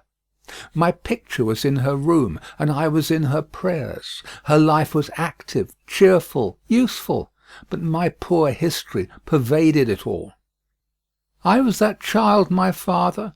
I was not half so good, but in my love that was I. And she showed me her children, said the doctor of Beauvais, and they had heard of me, and had been taught to pity me. When they passed the prison of the state, they kept far from its frowning walls, and looked up at its bars, and spoke in whispers. She could never deliver me. I imagined that she always brought me back after showing me such things. But then, blessed with the relief of tears, I fell upon my knees and blessed her. I am that child, I hope, my father. Oh, my dear, will you bless me as fervently to-morrow? Lucy, I recall these old troubles in the reason that I have to-night for loving you better than words can tell, and thanking God for my great happiness. My thoughts, when they were wildest, never rose near the happiness that I have known with you, and that we have before us. He embraced her, solemnly commended her to heaven, and humbly thanked heaven for having bestowed her on him. By and by they went into the house. There was no one bidden to the marriage but Mr. Lorry.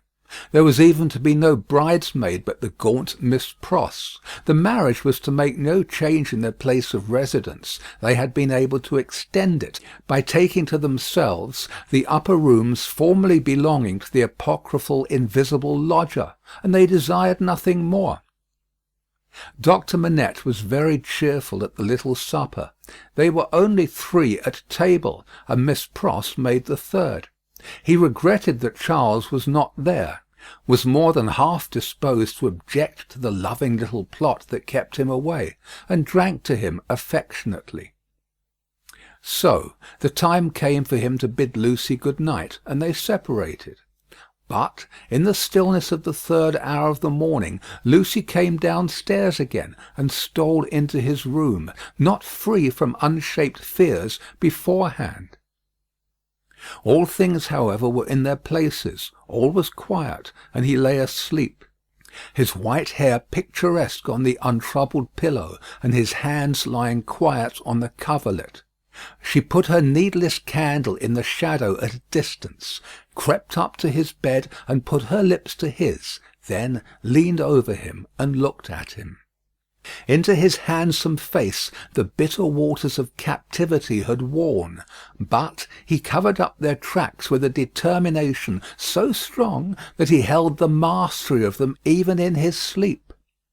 A more remarkable face in its quiet, resolute, and guarded struggle with an unseen assailant was not to be beheld in all the wide dominions of sleep that night. She timidly laid her hand on his dear breast, and put up a prayer that she might ever be as true to him as her love aspired to be, and as his sorrows deserved.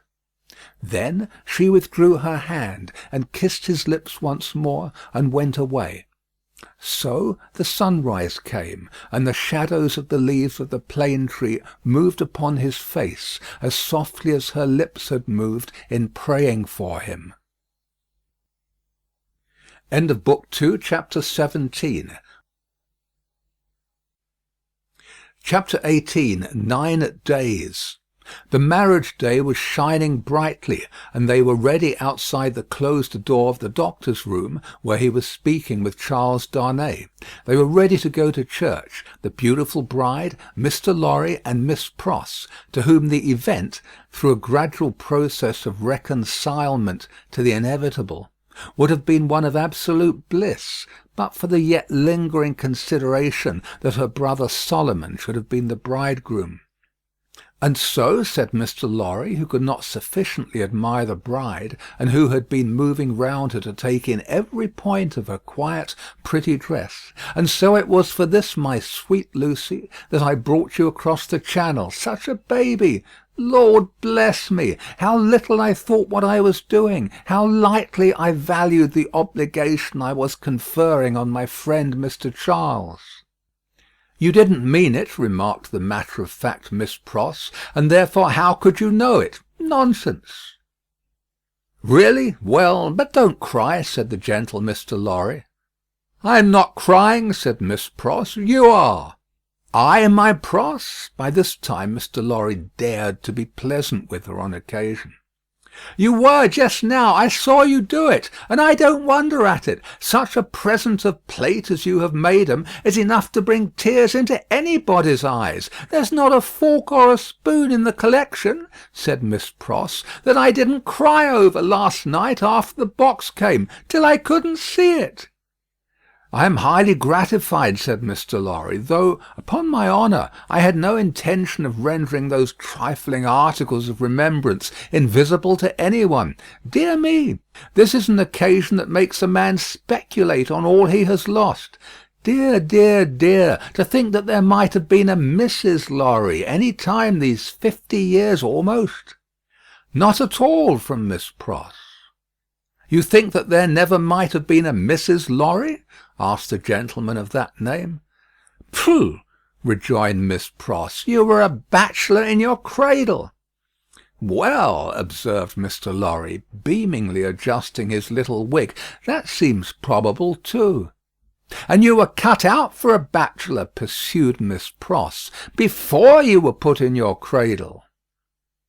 "Then I think," said Mr. Lorry, "that I was very unhandsomely dealt with, and that I ought to have had a voice in the selection of my pattern. Enough! Now, my dear Lucy," drawing his arms soothingly round her waist, "I hear them moving in the next room, and Miss Pross and I, as two formal folks of business, are anxious not to lose the final opportunity of saying something to you that you wish to hear. You leave your good father, my dear, in hands as earnest and as loving as your own. He shall be taken every conceivable care of during the next fortnight while you are in Warwickshire and thereabouts. Even Tellson shall go to the wall, comparatively speaking, before him.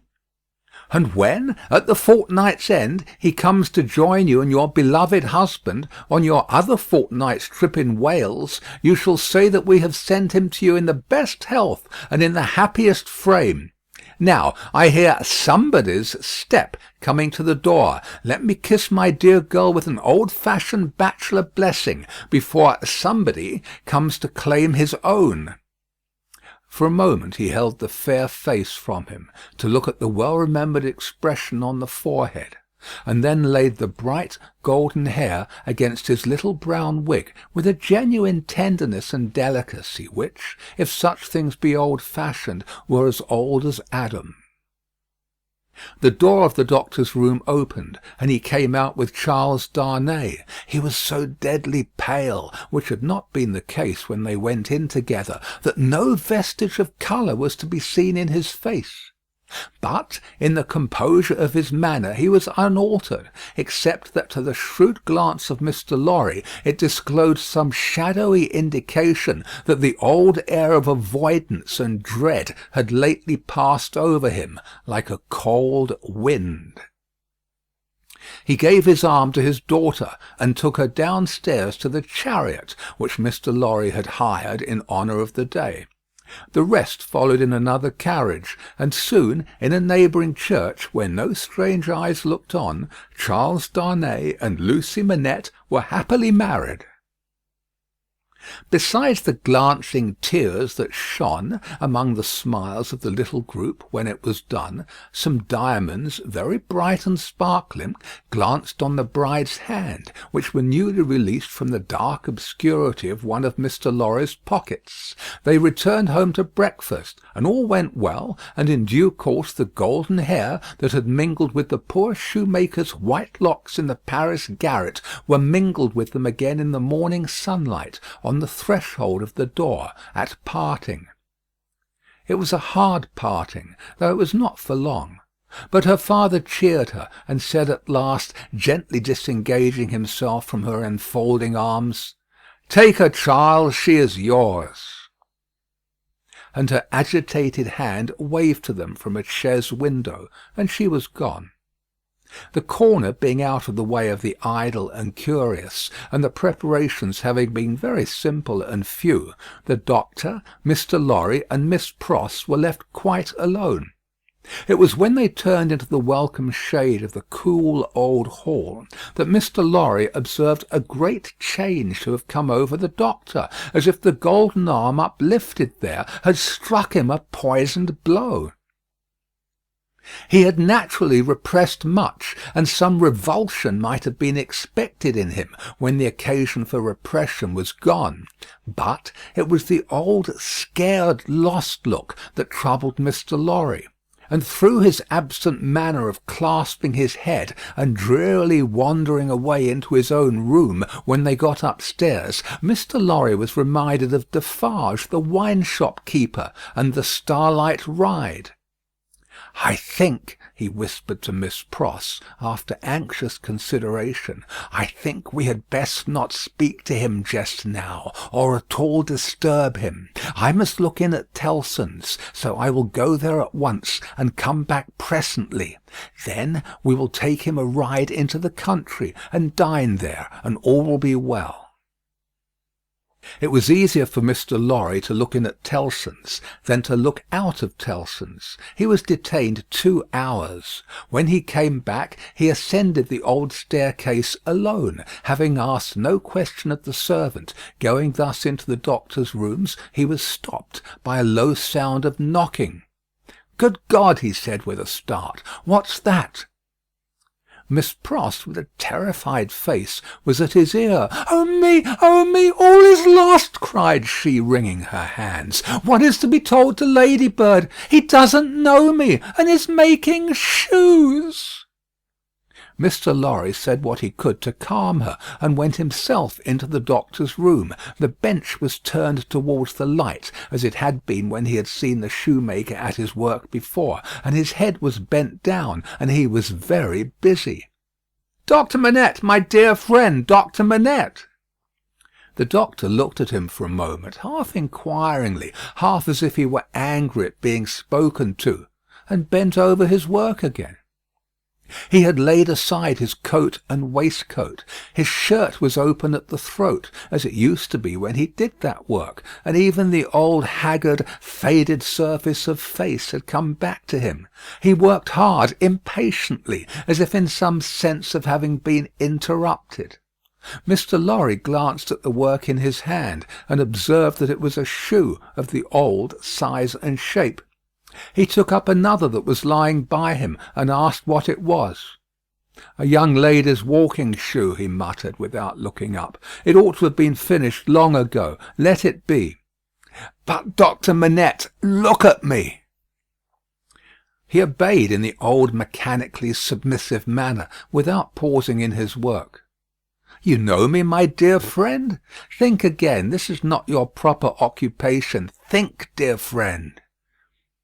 Nothing would induce him to speak more. He looked up for an instant at a time when he was requested to do so, but no persuasion would extract a word from him.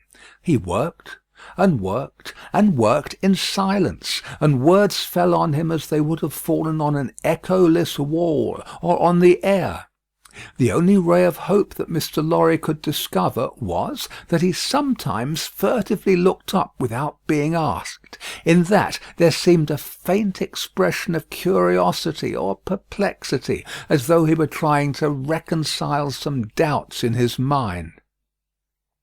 Two things at once impressed themselves on Mr. Lorry as important above all others.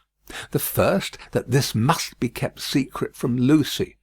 The second, that it must be kept secret from all who knew him. In conjunction with Miss Pross, he took immediate steps towards the latter precaution, by giving out that the doctor was not well and required a few days of complete rest. In aid of the kind deception to be practised on his daughter, Miss Pross was to write describing his having been called away professionally, and referring to an imaginary letter of 2 or 3 hurried lines in his own hand, represented to have been addressed to her by the same post. These measures, advisable to be taken in any case, Mr. Lorry took in the hope of his coming to himself. If that should happen soon, he kept another course in reserve, which was to have a certain opinion that he thought the best on the doctor's case. In the hope of his recovery, and of resort to this third course being thereby rendered practicable, Mr. Lorry resolved to watch him attentively, with as little appearance as possible of doing so.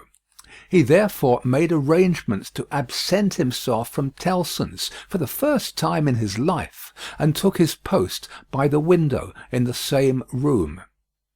He was not long in discovering that it was worse than useless to speak to him, since, on being pressed, he became worried. He abandoned that attempt on the first day, and resolved merely to keep himself always before him as a silent protest against the delusion into which he had fallen, or was falling. He remained therefore in his seat near the window, reading and writing, and expressing in as many pleasant and natural ways as he could think of that it was a free place. Dr. Manette took what was given him to eat and drink, and worked on that first day until it was too dark to see. Worked on half an hour after Mr. Lorry could not have seen for his life to read or write. When he put his tools aside as useless until morning, Mr. Lorry rose and said to him, "Will you go out?"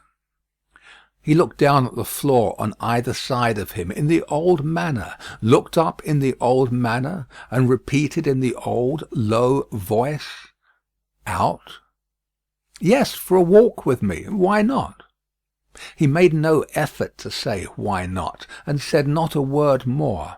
But Mr. Lorry thought he saw, as he leaned forward on his bench in the dusk, with his elbows on his knees and his head in his hands, that he was in some misty way asking himself, "Why not?" The sagacity of the man of business perceived an advantage here, and determined to hold it. Miss Pross and he divided the night into 2 watches, and observed him at intervals from the adjoining room. He paced up and down for a long time before he lay down, but when he did finally lay himself down, he fell asleep. In the morning he was up betimes, and went straight to his bench and to work. On this second day, Mr. Lorry saluted him cheerfully by his name, and spoke to him on topics that had been of late familiar to them. He returned no reply, but it was evident that he heard what was said, and that he thought about it, however confusedly. This encouraged Mr. Lorry to have Miss Pross in with her work several times during the day. At those times they quietly spoke of Lucy, and of her father then present, precisely in the usual manner, and as if there was nothing amiss.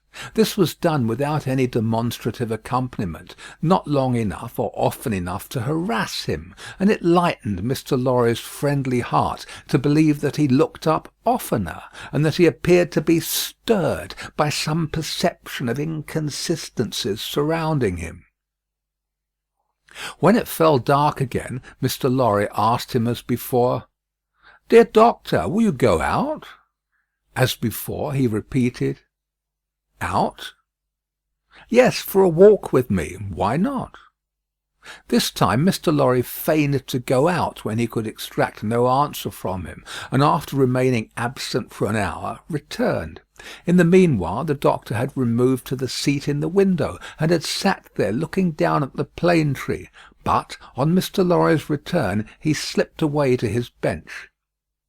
The time went very slowly on, and Mr. Lorry's hope darkened, and his heart grew heavier again, and grew yet heavier and heavier every day. The 3rd day came and went, the 4th, the 5th, 5 days, 6 days, 7 days, 8 days, 9 days. With a hope ever darkening, and with a heart always growing heavier and heavier, Mr. Lorry passed through this anxious time. The secret was well kept, and Lucy was unconscious and happy. But he could not fail to observe that the shoemaker, whose hand had been a little out at first, was growing dreadfully skilful, and that he had never been so intent on his work, and that his hands had never been so nimble and expert as in the dusk of the 9th evening. End of Book 2, Chapter 18. Chapter 19. An Opinion. Worn out by anxious watching, Mr. Lorry fell asleep at his post. On the 10th morning of his suspense, he was startled by the shining of the sun into the room where a heavy slumber had overtaken him when it was dark night. He rubbed his eyes and roused himself, but he doubted, when he had done so, whether he was not still asleep. For, going to the door of the doctor's room and looking in, he perceived that the shoemaker's bench and tools were put aside again, and that the doctor himself sat reading at the window. He was in his usual morning dress, and his face, which Mr. Lorry could distinctly see, though still very pale, was calmly studious and attentive. Even when he had satisfied himself that he was awake, Mr. Lorry felt giddily uncertain for some few moments whether the late shoemaking might not be a disturbed dream of his own. For, did not his eyes show him his friend before him, in his accustomed clothing and aspect, and employed as usual, and was there any sign within their range that the change of which he had so strong an impression had actually happened? It was but the inquiry of his first confusion and astonishment, the answer being obvious. If the impression were not produced by a real corresponding and sufficient cause, how came he, Jarvis Lorry, there? How came he to have fallen asleep, in his clothes, on the sofa in Dr. Manette's consulting room, and to be debating these points outside the doctor's bedroom door in the early morning? Within a few minutes Miss Pross stood whispering at his side. If he had had any particle of doubt left, her talk would of necessity have resolved it, but he was by that time clear-headed, and had none. He advised that they should let the time go by until the regular breakfast hour, and then they should meet the doctor, as if nothing unusual had occurred. If he appeared to be in his customary state of mind, Mr. Lorry would then cautiously proceed to seek direction and guidance from the opinion he had been, in his anxiety, so anxious to obtain. Miss Pross submitting herself to his judgment, the scheme was worked out with care. Having abundance of time for his usual methodical toilette, Mr. Lorry presented himself at the breakfast hour in his usual white linen, and with his usual neat leg. The doctor was summoned in the usual way, and came to breakfast. So far as it was possible to comprehend him without overstepping those delicate and gradual approaches which Mr. Lorry felt to be the only safe advance, he at first supposed that his daughter's marriage had taken place yesterday. An incidental allusion, purposely thrown out, to the day of the week and the day of the month, set him thinking and counting, and evidently made him uneasy. In all other respects, however, he was so composedly himself that Mr. Lorry determined to have the aid he sought, and that aid was his own. Therefore, when the breakfast was done and cleared away, and he and the doctor were left together, Mr. Lorry said feelingly, "My dear Manette, I am anxious to have your opinion, in confidence, on a very curious case in which I am deeply interested. That is to say, it is very curious to me, perhaps. To your better information it may be less so." Glancing at his hands, which were discoloured by his late work, the doctor looked troubled and listened attentively. He had already glanced at his hands more than once. "Dr. Manette," said Mr. Lorry, touching him affectionately on the arm, "the case is the case of a particularly dear friend of mine. Pray give your mind to it, and advise me well for his sake, and above all for his daughters, my dear Manette." "If I understand," said the doctor in a subdued tone, "some mental shock?" "Yes. Be explicit," said the doctor. "Spare no detail." Mr. Lorry saw that they understood one another, and proceeded. My dear Manette, it is the case of an old and a prolonged shock, of great acuteness and severity to the affections, the feelings, as you express it, the mind. It is the case of a shock under which the sufferer was borne down. One cannot say for how long, because I believe he cannot calculate the time himself, and there are no other means of getting at it. It is the case of a shock from which the sufferer recovered by a process that he cannot trace himself, as I once heard him publicly relate in a striking manner. It is the case of a shock from which he has recovered so completely as to be a highly intelligent man, capable of close application of mind and great exertion of body, and of constantly making fresh additions to his stock of knowledge, which was already very large. But unfortunately there has been," he paused and took a deep breath, "a slight relapse." The doctor, in a low voice, asked, "Of how long duration?" 9 days and nights." "How did it show itself? I infer," glancing at his hands again, "in the resumption of some old pursuit connected with the shock?" "That is the fact." "Now, did you ever see him," asked the doctor, distinctly and collectedly, though in the same low voice, "engaged in that pursuit originally?" "Once." "And when the relapse fell on him, was he in most respects, or in all respects, as he was then?" "I think in all respects." "You spoke of his daughter. Does his daughter know of the relapse?" "No. It has been kept from her, and I hope will always be kept from her. It is known only to myself, and to one other who may be trusted." The doctor grasped his hand and murmured, "That was very kind, that was very thoughtful." Mr. Lorry grasped his hand in return, and neither of the two spoke for a little while. "Now, my dear Manette," said Mr. Lorry at length, in his most considerate and most affectionate way, "I am a mere man of business, and unfit to cope with such intricate and difficult matters. I do not possess the kind of information necessary. I do not possess the kind of intelligence. I want guiding. There is no man in this world on whom I could rely for right guidance as on you. Tell me, how does this relapse come about? Is there danger of another? Could a repetition of it be prevented? How shall a repetition of it be treated? How does it come about at all? What can I do for my friend? No man ever can have been more desirous in his heart to serve a friend than I am to serve mine, if I knew how. But I don't know how to originate in such a case. If your sagacity, knowledge, and experience could put me on the right track, I might be able to do so much. Unenlightened and undirected, I can do so little. Pray discuss it with me. Pray enable me to see it a little more clearly, and teach me how to be a little more useful." Dr. Manette sat meditating after these earnest words were spoken, and Mr. Lorry did not press him.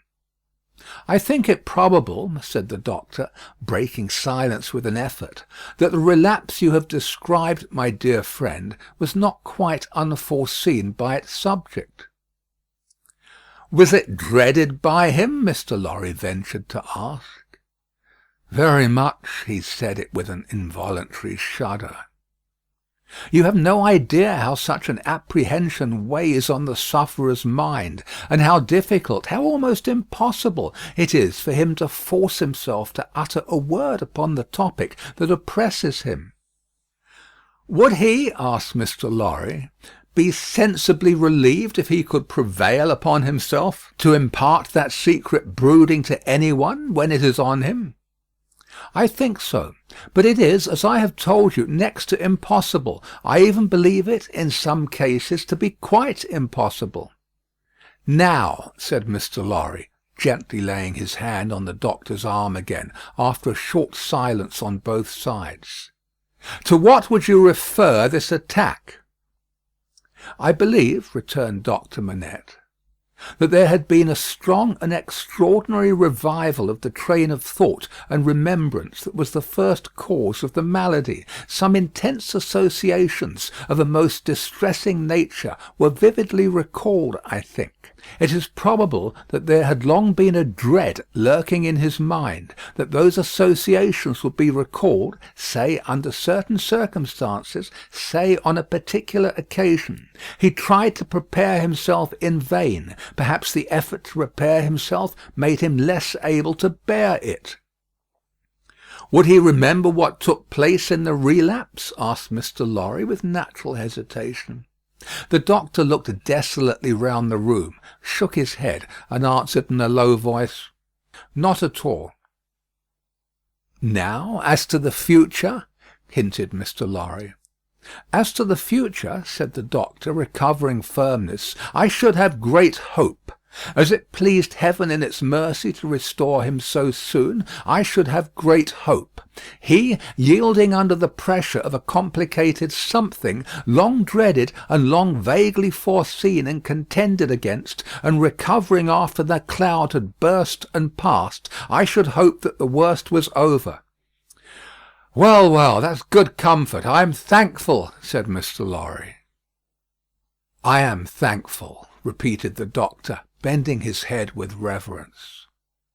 "There are two other points," said Mr. Lorry, "on which I am anxious to be instructed. I may go on?" "You cannot do your friend a better service." The doctor gave him his hand. "To the first, then.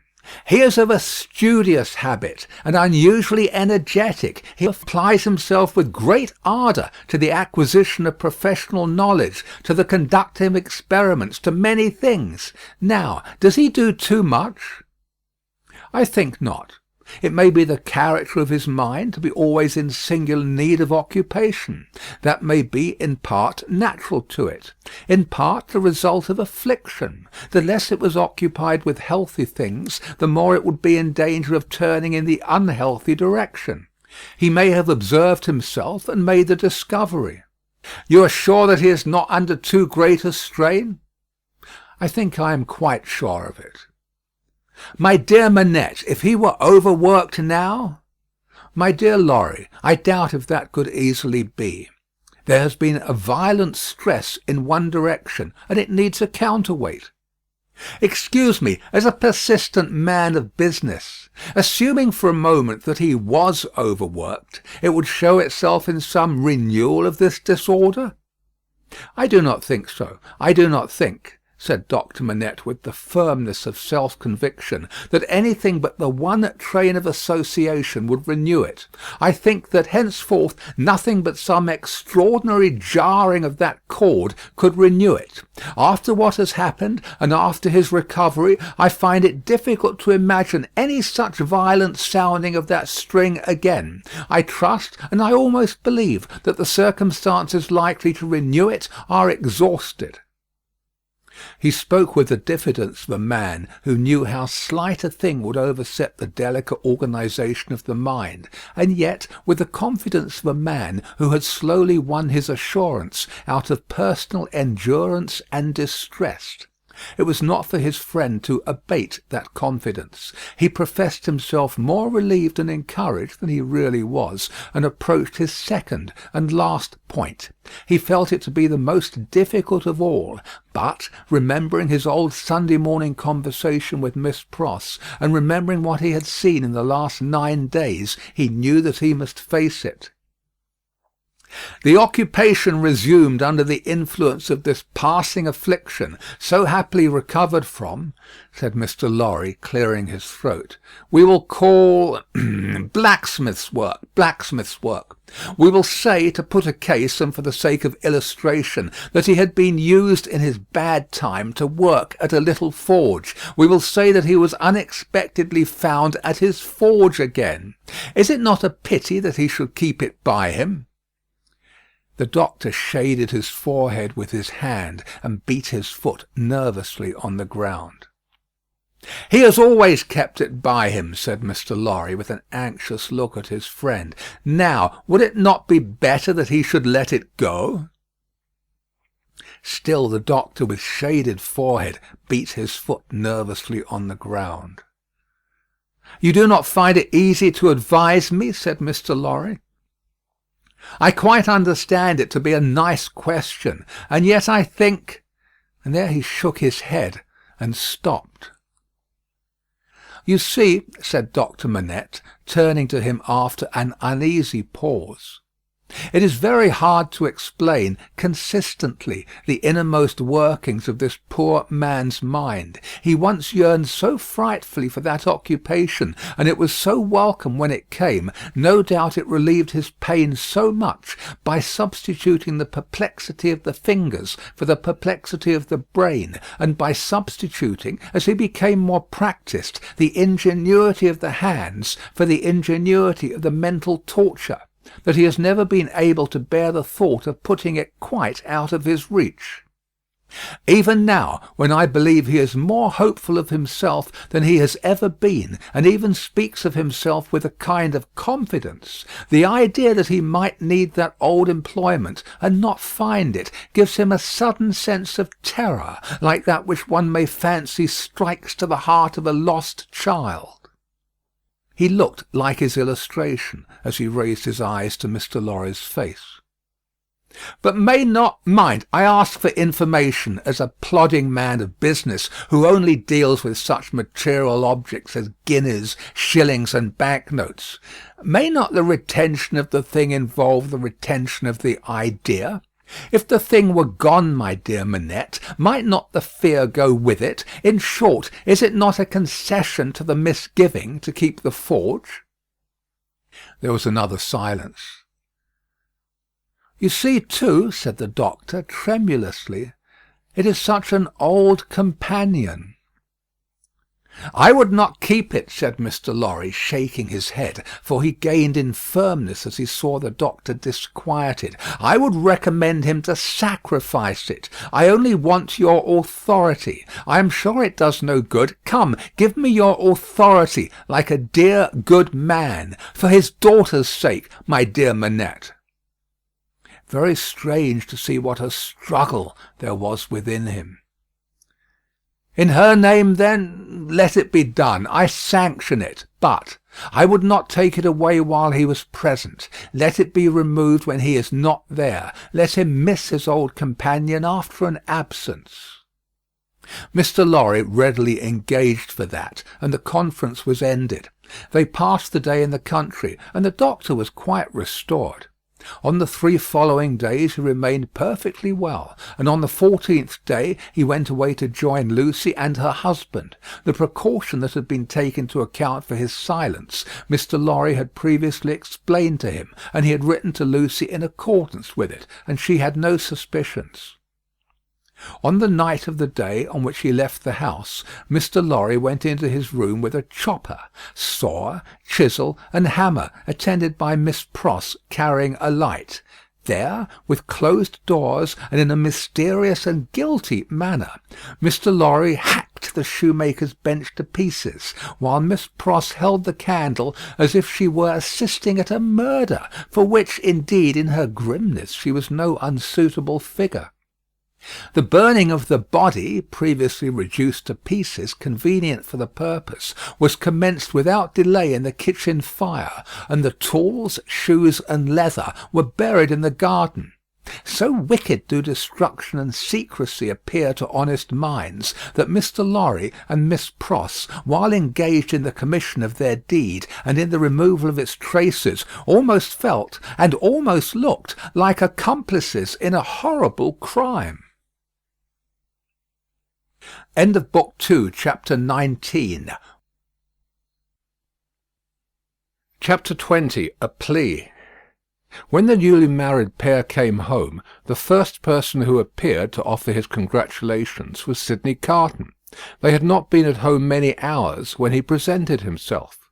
He was not improved in habits, or in looks, or in manner, but there was a certain rugged air of fidelity about him, which was new to the observation of Charles Darnay. He watched his opportunity of taking Darnay aside into a window, and of speaking to him when no one overheard. "Mr. Darnay," said Carton, I wish we might be friends." "We are already friends, I hope." "You are good enough to say so as a fashion of speech, but I don't mean any fashion of speech. Indeed, when I say I wish we might be friends, I scarcely mean quite that either." Charles Darnay, as was natural, asked him, in all good humour and good fellowship, what he did mean. "Upon my life," said Carton, smiling, "I find that easier to comprehend in my own mind than to convey to yours. However, let me try. You remember a certain famous occasion when I was more drunk than usual?" "I remember a certain famous occasion when you forced me to confess that you had been drinking." "I remember it too. The curse of those occasions is heavy upon me, for I always remember them. I hope it may be taken into account one day, when all days are at an end for me. Don't be alarmed. I am not going to preach." "I am not at all alarmed. Earnestness in you is anything but alarming to me." "Ah," said Carton, with a careless wave of his hand, as if he waved that away.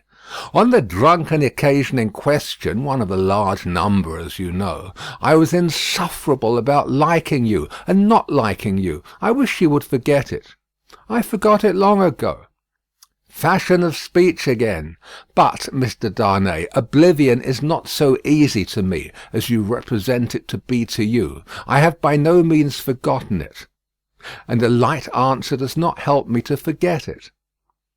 "If it was a light answer," returned Darnay, "I beg your forgiveness for it. I had no other object than to turn a slight thing, which, to my surprise, seems to trouble you too much, aside. I declare to you, on the faith of a gentleman, that I have long dismissed it from my mind." "Good heaven, what was there to dismiss? Have I nothing more important to remember in the great service you rendered me that day?" "As to the great service," said Carton, "I am bound to avow to you, when you speak of it in that way, that it was mere professional claptrap. I don't know that I cared what became of you when I rendered it. Mind, I say when I rendered it. I am speaking of the past." "You make light of the obligation," returned Darnay, "but I will not quarrel with your light answer." "Genuine truth, Mr. Darnay. Trust me, I have gone aside from my purpose. I was speaking about our being friends. Now, you know me. You know I am incapable of all the higher and better flights of men. If you doubt it, ask Stryver, and he'll tell you so. I prefer to form my own opinion without the aid of his. Well, at any rate, you know me as a dissolute dog who has never done any good and never will." "I don't know that you never will."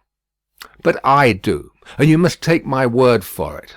Well, if you could endure to have such a worthless fellow, and a fellow of such indifferent reputation, coming and going at odd times, I should ask that I might be permitted to come and go as a privileged person here, that I might be regarded as a useless, and I would add, if it were not for the resemblance I detected between you and me, an unornamental piece of furniture, tolerated for its old service, and taken no notice of.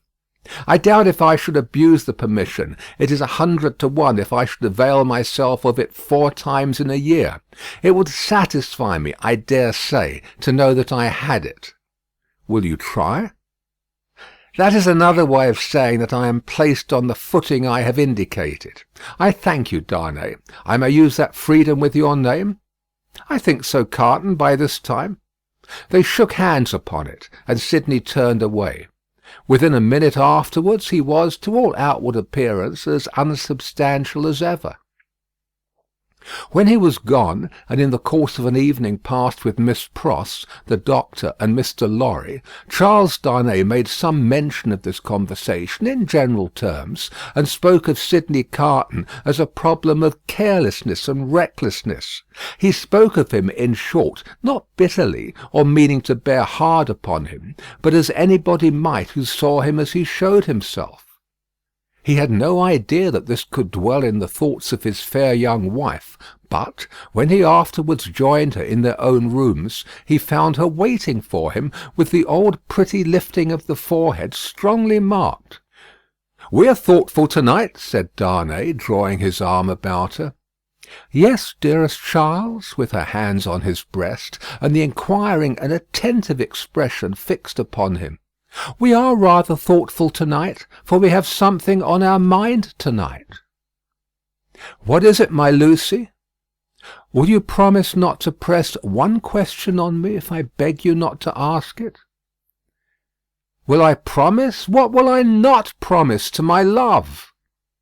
What indeed, with his hand putting aside the golden hair from the cheek, and his other hand against the heart that beat for him. "I think, Charles, poor Mr. Carton deserves more consideration and respect than you expressed for him to-night." "Indeed, my own? Why so?"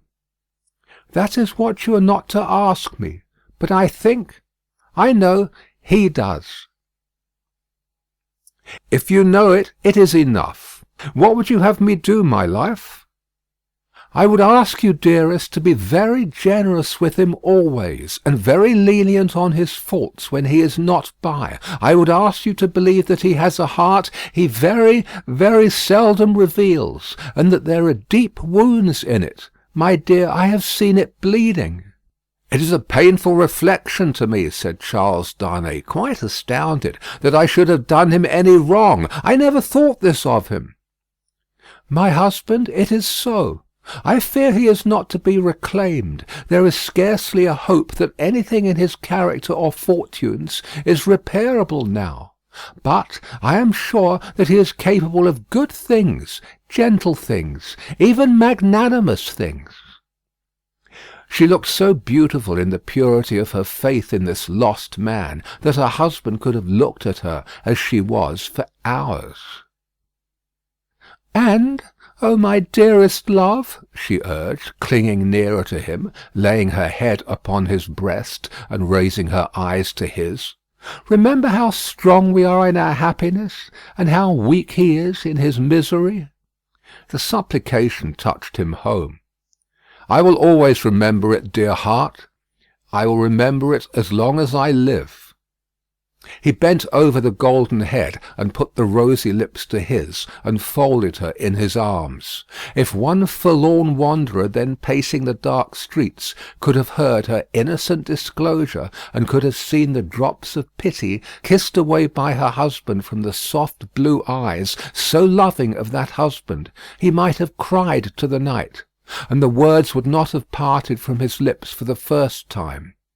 God bless her for her sweet compassion. End of Book 2, Chapter 20. Chapter 21. Echoing Footsteps. A wonderful corner for echoes, it has been remarked, that corner where the doctor lived. Ever busily winding the golden thread which bound her husband, and her father, and herself, and her old directress and companion in a life of quiet bliss, Lucy sat in the still house, in the tranquilly resounding corner, listening to the echoing footsteps of years. At first there were times, though she was a perfectly happy young wife, when her work would slowly fall from her hands, and her eyes would be dimmed. For there was something coming in the echoes, something light, afar off, and scarcely audible yet, that stirred her heart too much. Fluttering hopes and doubts, hopes of a love as yet unknown to her, doubts of her remaining upon earth to enjoy that new delight, divided her breast. Among the echoes, then, there would arise the sound of footsteps at her own early grave, and thoughts of the husband who would be left so desolate, and who would mourn for her so much, swelled to her eyes, and broke like waves. That time passed, and her little Lucy lay on her bosom. Then, among the advancing echoes, there was the tread of her tiny feet, and the sound of her prattling words. Let greater echoes resound as they would, the young mother at the cradle side could always hear those coming. They came, and the shady house was sunny with a child's laugh, and the divine friend of children, to whom in her trouble she had confided hers, seemed to take her child in his arms, as he took the child of old, and made it a sacred joy to her. ever busily winding the golden thread that bound them all together, weaving the service of her happy influence through the tissue of all their lives, and making it predominate nowhere, Lucy heard in the echoes of years none but friendly and soothing sounds. Her husband's step was strong and prosperous among them, her father's firm and equal. Lo, Miss Pross, in harness of string, awakening the echoes as an unruly charger, whip-corrected, snorting, and pawing the earth under the plane tree in the garden. Even when there were sounds of sorrow among the rest, they were not harsh nor cruel. Even when golden hair, like her own, lay in a halo on a pillow round the worn face of a little boy, and he said with a radiant smile, "Dear papa and mamma, I am very sorry to leave you both, and to leave my pretty sister, but I am cold, and I must go." Those were not tears all of agony that wetted his young mother's cheek as the spirit departed from her embrace that had been entrusted to it. Suffer them and forbid them not. They see my father's face. O Father, blessed words!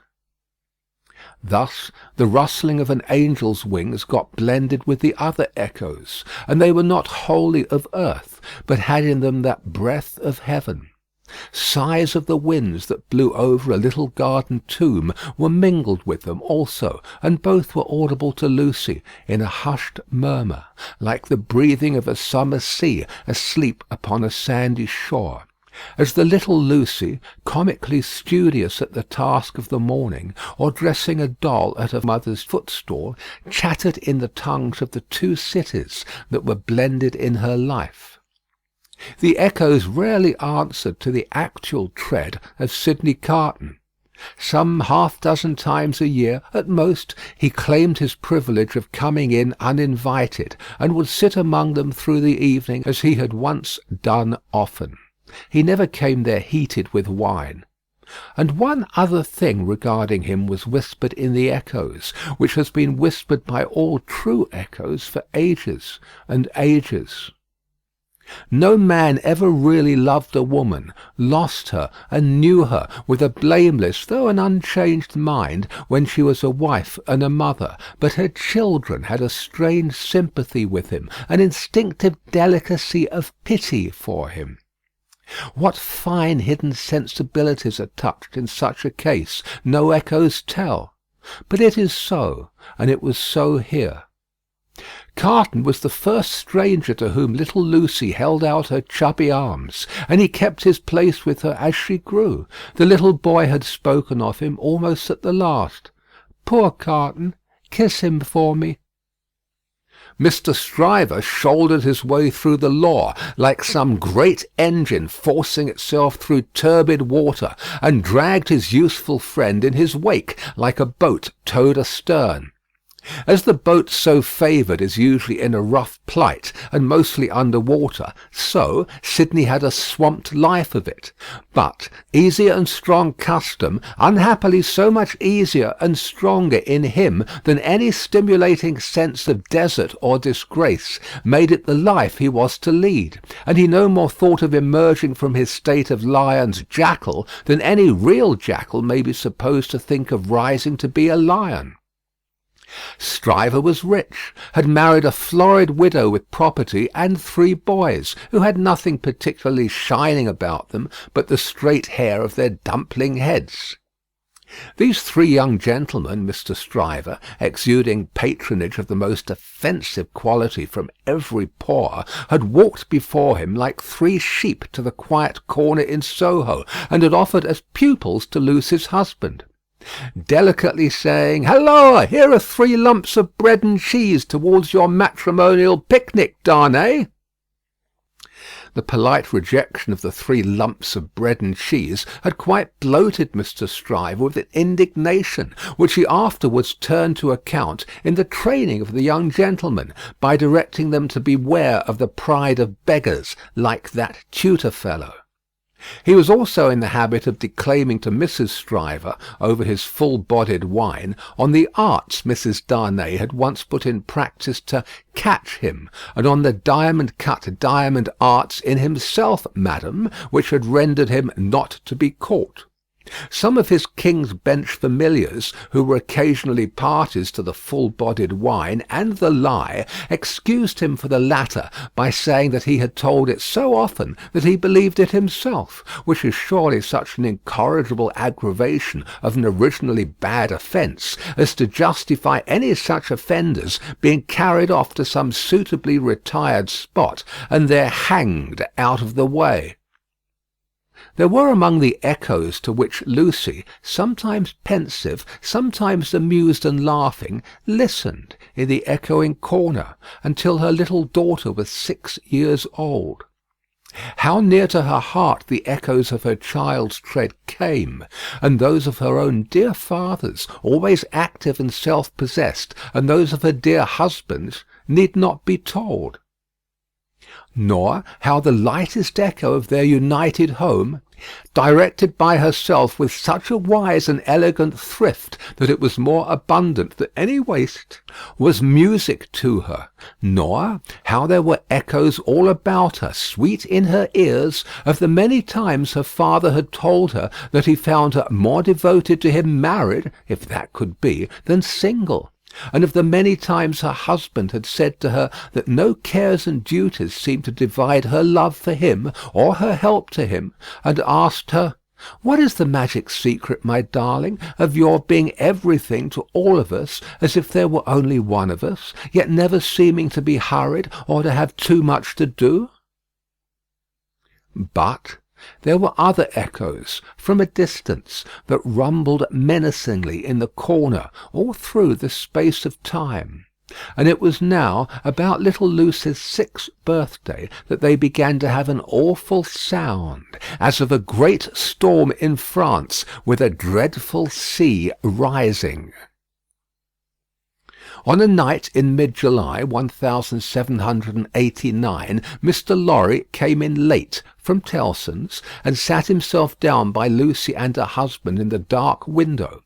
It was a hot, wild night, and they were all three reminded of the old Sunday night when they had looked at the lightning from the same place.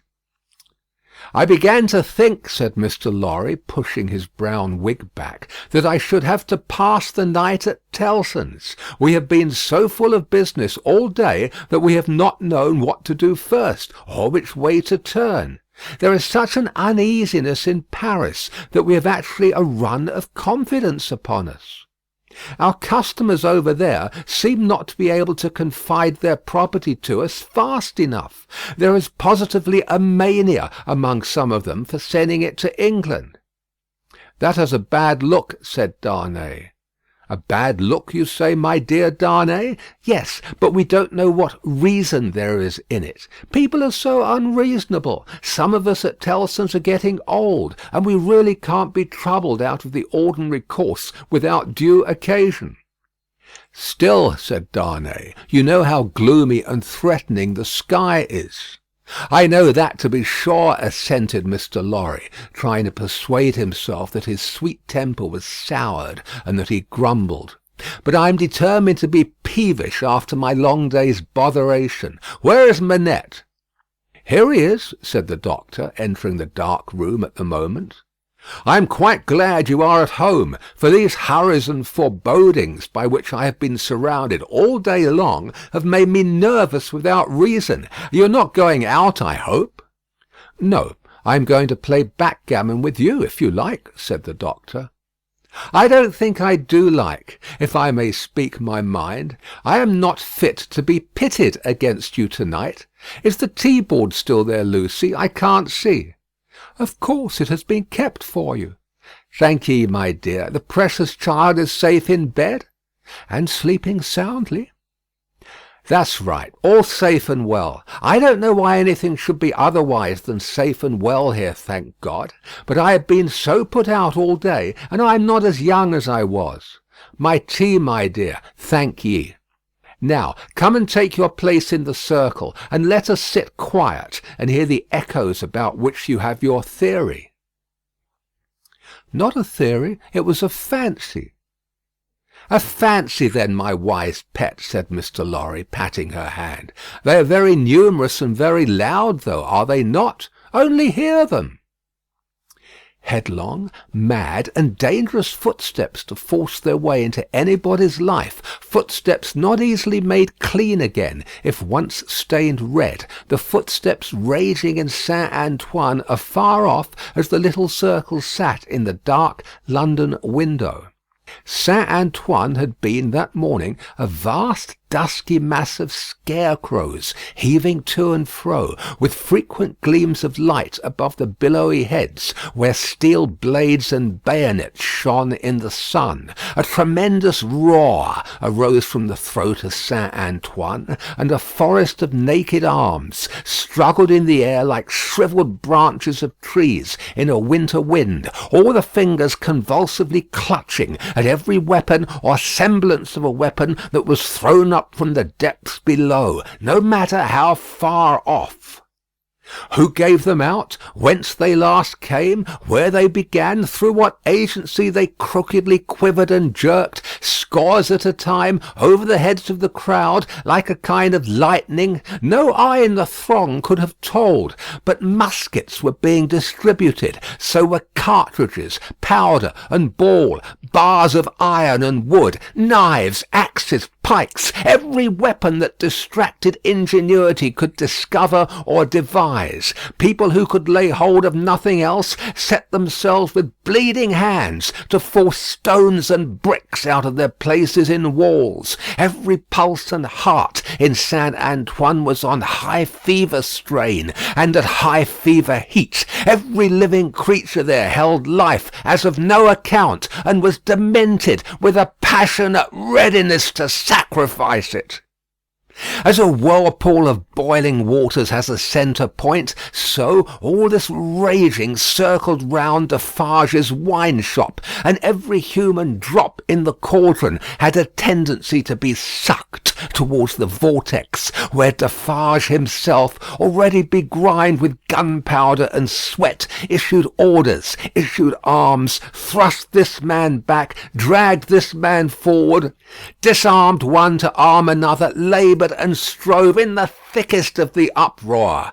"Keep near to me, Jacques 3," cried Defarge, "and do you, Jacques 1 and 2, separate and put yourselves at the head of as many of these patriots as you can. Where is my wife?" "Eh, well, here you see me," said Madame, composed as ever, but not knitting to-day. Madame's resolute right hand was occupied with an axe in place of the usual softer implements, and in her girdle were a pistol and a cruel knife. "Where do you go, my wife?" "I go," said Madame, "with you at present. You shall see me at the head of women by and by." "Come then," said Defarge in a resounding voice. "Patriots and friends, we are ready. The Bastille!" With a roar that sounded as if all the breath in France had been shaped into the detested word, the living sea rose, wave on wave, depth on depth, and overflowed the city to that point. Alarm bells ringing, drums beating, the sea raging and thundering on its new beach, the attack began. Deep ditches, double drawbridge, massive stone walls, 8 great towers, cannon, muskets, fire and smoke. Through the fire and through the smoke, in the fire and in the smoke, for the sea cast him up against a cannon, and on the instant he became a cannoneer. Defarge of the wine shop worked like a manful soldier. 2 fierce hours. Deep ditch, single drawbridge, massive stone walls, 8 great towers, cannon, muskets, fire and smoke. 1 drawbridge down. Work, comrades all, work! Work, Jacques 1, Jacques 2, Jacques 1000, Jacques 2000, Jacques 25,000. In the name of all the angels or the devils, which you prefer, work! Thus Defarge of the wine shop, still at his gun, which had long grown hot. "To me, women!" cried Madame, his wife. "What! We can kill as well as the men when the place is taken!" And to her, with a shrill, thirsty cry, trooping women variously armed, but all armed alike in hunger and revenge. Cannon, muskets, fire, and smoke, but still the deep ditch, the single drawbridge, the massive stone walls, and the 8 great towers. Slight displacements of the raging sea made by the falling wounded, flashing weapons, blazing torches, smoking waggon loads of wet straw, hard work at neighbouring barricades in all directions, shrieks, volleys, execrations, bravery without stint, boom, smash, and rattle, and the furious sounding of the living sea, but still the deep ditch, and the single drawbridge, and the massive stone walls, and the 8 great towers, and still Defarge of the wine shop at his gun, grown doubly hot by the service of 4 fierce hours. A white flag from within the fortress, and the parley, this dimly perceptible through the raging storm, nothing audible in it. Suddenly the sea rose immeasurably wider and higher, and swept Defarge of the wine shop over the lowered drawbridge, past the massive stone outer walls, in among the 8 great towers, surrendered. So resistless was the force of the ocean bearing him on, that even to draw his breath or turn his head was as impracticable as if he had been struggling in the surf at the South Sea, until he was landed in the outer courtyard of the Bastille. There, against an angle of a wall, he made a struggle to look about him.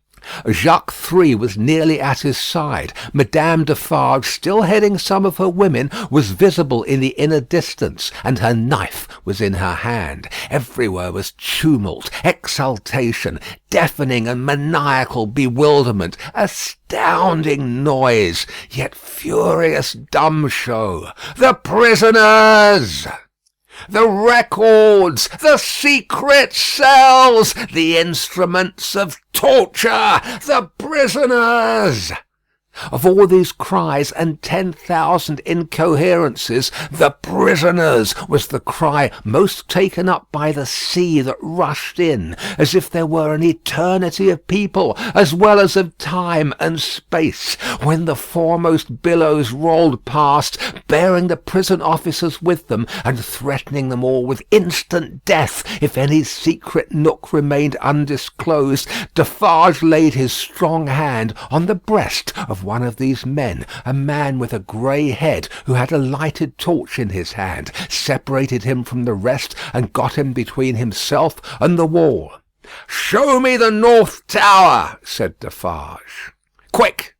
"I will faithfully," replied the man, "if you will come with me, but there is no one there." "What is the meaning of 105 North Tower?" asked Defarge. "Quick!" "The meaning, monsieur?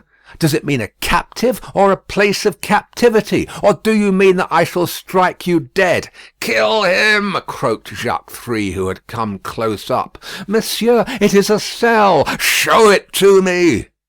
"Pass this way, then."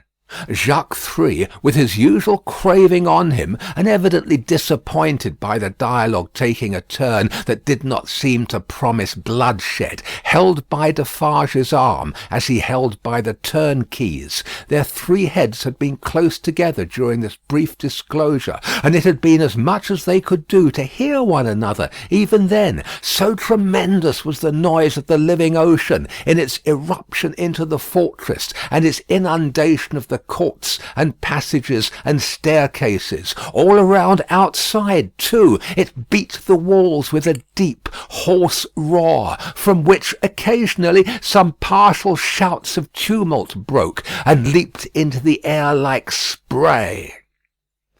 through gloomy vaults where the light of day had never shone, past hideous doors of dark dens and cages, down cavernous flights of steps, and again up steep rugged ascents of stone and brick, more like dry waterfalls than staircases, Defarge, the turnkey, and Jacques Three, linked hand and arm, went with all the speed they could make.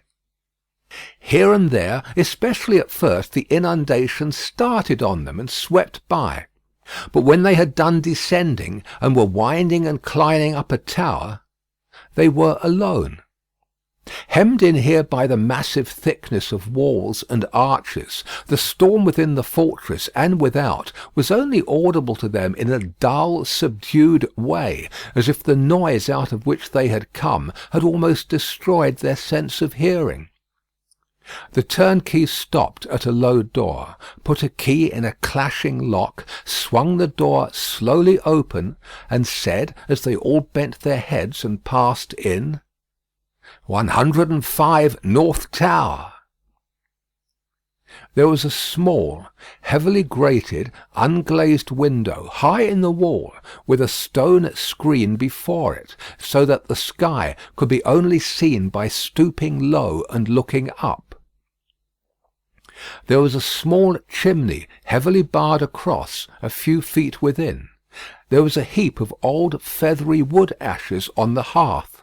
There was a stool and table and a straw bed. There were the 4 blackened walls and a rusty iron ring in one of them. "Pass that torch slowly along these walls, that I may see them," said Defarge to the turnkey. The man obeyed, and Defarge followed the light closely with his eyes. "Stop! Look here, Jacques." "A.M." croaked Jacques Three as he read greedily. "Alexandre Manette," said Defarge in his ear, following the letters with his swart forefinger, deeply engrained with gunpowder. And here he wrote, "A poor physician," and it was he, without doubt, who scratched a calendar on this stone. "What is that in your hand? A crowbar? Give it me." He had still the linstock of his gun in his own hand. He made a sudden exchange of the 2 instruments, and turning on the worm-eaten stool and table, beat them to pieces in a few blows. "Hold the light higher," he said wrathfully to the turnkey. "Look among those fragments with care, Jacques, and see, here is my knife," throwing it to him. "Rip open that bed, and search the straw. Hold the light higher, you." With a menacing look at the turnkey, he crawled upon the hearth, and peering up the chimney, struck and prised at its sides with the crowbar, and worked at the iron grating across it. In a few minutes some mortar and dust came dropping down, which he averted his face to avoid, and in it, and in the old wood ashes, and in a crevice in the chimney, into which his weapon had slipped or wrought itself, he groped with a cautious touch. "Nothing in the wood and nothing in the straw, Jacques?" "Nothing." "Let us collect them together, in the middle of the cell. So, light them, you." The turnkey fired the little pile, which blazed high and hot. Stooping again to come out at the low arched door, they left it burning, and retraced their way to the courtyard, seeming to recover their sense of hearing as they came down, until they were in the raging flood once more. They found it surging and tossing, in quest of Defarge himself. Saint Antoine was clamorous to have its wine-shop keeper foremost in the guard upon the governor who had defended the Bastille and shot the people. Otherwise the governor would not be marched to the Hôtel de Ville for judgment. Otherwise the governor would escape, and the people's blood, suddenly of some value after many years of worthlessness, be unavenged. In the howling universe of passion and contention that seemed to encompass this grim old officer, conspicuous in his grey coat and red decoration, there was but one quite steady figure, and that was a woman's. "See, there is my husband," she cried, pointing him out. "See Defarge." She stood immovable close to the grim old officer, and remained immovable close to him, remained immovable close to him through the streets, as Defarge and the rest bore him along, remained immovable close to him when he was got near his destination, and began to be struck at from behind, remained immovable close to him when the long gathering rain of stabs and blows fell heavy, was so close to him when he dropped dead under it, that, suddenly animated, she put her foot upon his neck, and with her cruel knife, long ready, hewed off his head. The hour was come when Saint Antoine was to execute his horrible idea of hoisting up men for lamps to show what he could be and do. Saint Antoine's blood was up, and the blood of tyranny and domination by the iron hand was down. Down on the steps of the Hôtel de Ville, where the governor's body lay, down on the sole of the shoe of Madame Defarge, where she had trodden on the body to steady it for mutilation. "Lower the lamp yonder!" cried Saint Antoine, after glaring round for a new means of death. "Here is one of his soldiers to be left on guard." The swinging sentinel was posted, and the sea rushed on. The sea of black and threatening waters, and of destructive upheaving of wave against wave, whose depths were yet unfathomed, and whose forces were yet unknown. The remorseless sea of turbulently swaying shapes, voices of vengeance, and faces hardened in the furnaces of suffering, until the touch of pity could make no mark on them.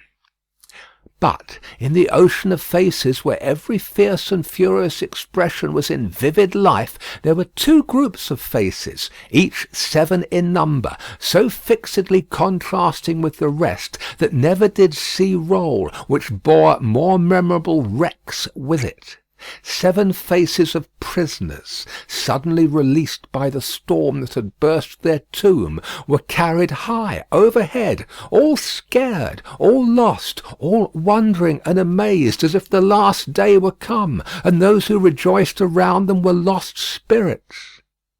Other 7 faces there were, carried higher, 7 dead faces, whose drooping eyelids and half-seen eyes awaited the last day. Impassive faces, yet with a suspended, not an abolished, expression on them. Faces, rather, in a fearful pause, as having yet to raise the dropped lids of the eyes, and bear witness with the bloodless lips, "Thou didst it."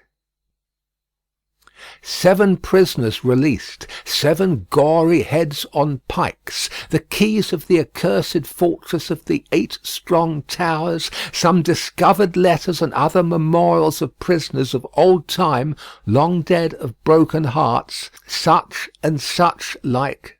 The loudly echoing footsteps of Saint Antoine escort through the Paris streets in mid-July, 1789. Now, heaven defeat the fancy of Lucy Darnay, and keep these feet far out of her life, for they are headlong, mad, and dangerous, and in the years so long after the breaking of the cask at Defarge's wine-shop door, they are not easily purified when once stained red. End of Book 2, Chapter 21. Chapter 22. The Sea Still Rises. Haggard Saint Antoine had had only one exultant week, in which to soften his modicum of hard and bitter bread to such extent as he could, with the relish of fraternal embraces and congratulations, when Madame Defarge sat at her counter, as usual, presiding over the customers. Madame Defarge wore no rose in her head, for the great brotherhood of spies had become, even in one short week, extremely chary of trusting themselves to the saint's mercies. The lamps across his streets had a portentously elastic swing with them. Madame Defarge, with her arms folded, sat in the morning light and heat, contemplating the wine shop and the street. In both there were several knots of loungers, squalid and miserable, but now with a manifest sense of power enthroned on their distress. The raggedest nightcap awry on the wretchedest head had this crooked significance in it: I know how hard it has grown for me, the wearer of this, to support life in myself.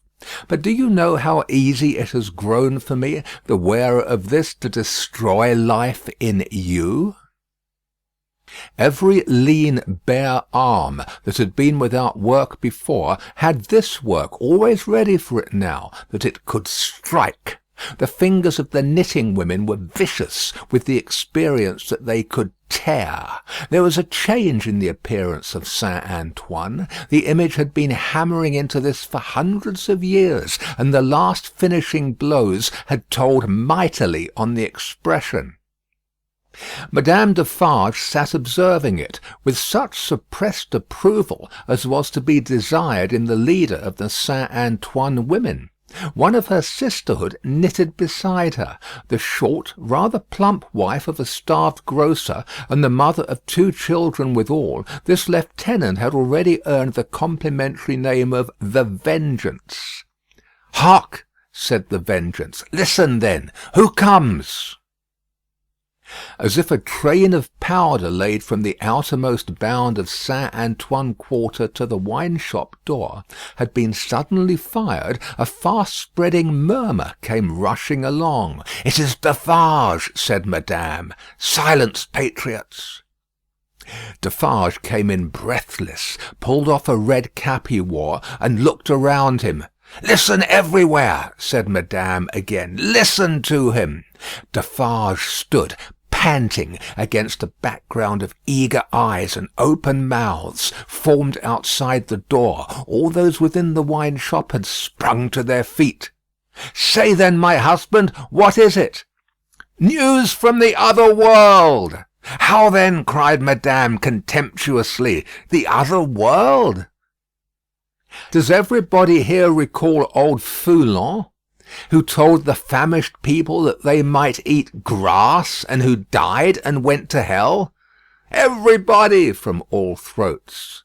"The news is of him. He is among us." "Among us?" from the universal throat again. "And dead?" "Not dead. He feared us so much, and with reason, that he caused himself to be represented as dead, and had a grand mock funeral. But they have found him alive, hiding in the country, and have brought him in. I have seen him but now, on his way to the Hôtel de Ville, a prisoner. I have said that he had reason to fear us. Say all. Had he reason?" Wretched old sinner of more than 60 years, if he had never known it yet, he would have known it in his heart of hearts, if he could have heard the answering cry. A moment of profound silence followed. Defarge and his wife looked steadfastly at one another. The Vengeance stooped, and the jar of a drum was heard as she moved it at her feet behind the counter. "Patriots," said Defarge in a determined voice, "are we ready?" Instantly Madame Defarge's knife was in her girdle. The drum was beating in the streets, as if it and a drummer had flown together by magic, and the Vengeance, uttering terrific shrieks, and flinging her arms about her head like all the 40 Furies at once, was tearing from house to house, rousing the women. The men were terrible in the bloody-minded anger with which they looked from windows, caught up what arms they had, and came pouring out down into the streets. But the women were a sight to chill the boldest. From such household occupations as their bare poverty yielded, from their children, from their aged and their sick, crouching on the bare ground, famished and naked, they ran out with streaming hair, urging one another, and themselves to madness with the wildest cries and actions. Villain Foulon taken my sister, old Foulon taken my mother, miscreant Foulon taken my daughter. Then a score of others ran into the midst of these, beating their breasts, tearing their hair, and screaming, Foulon alive! Foulon, who told the starving people they might eat grass. Foulon, who told my old father that he might eat grass when I had no bread to give him. Foulon, who told my baby it might suck grass when these breasts were dry with want. O Mother of God, this Foulon! O Heaven, our suffering! Hear me, my dead baby and my withered father. I swear on my knees, on these stones, to avenge you on Foulon.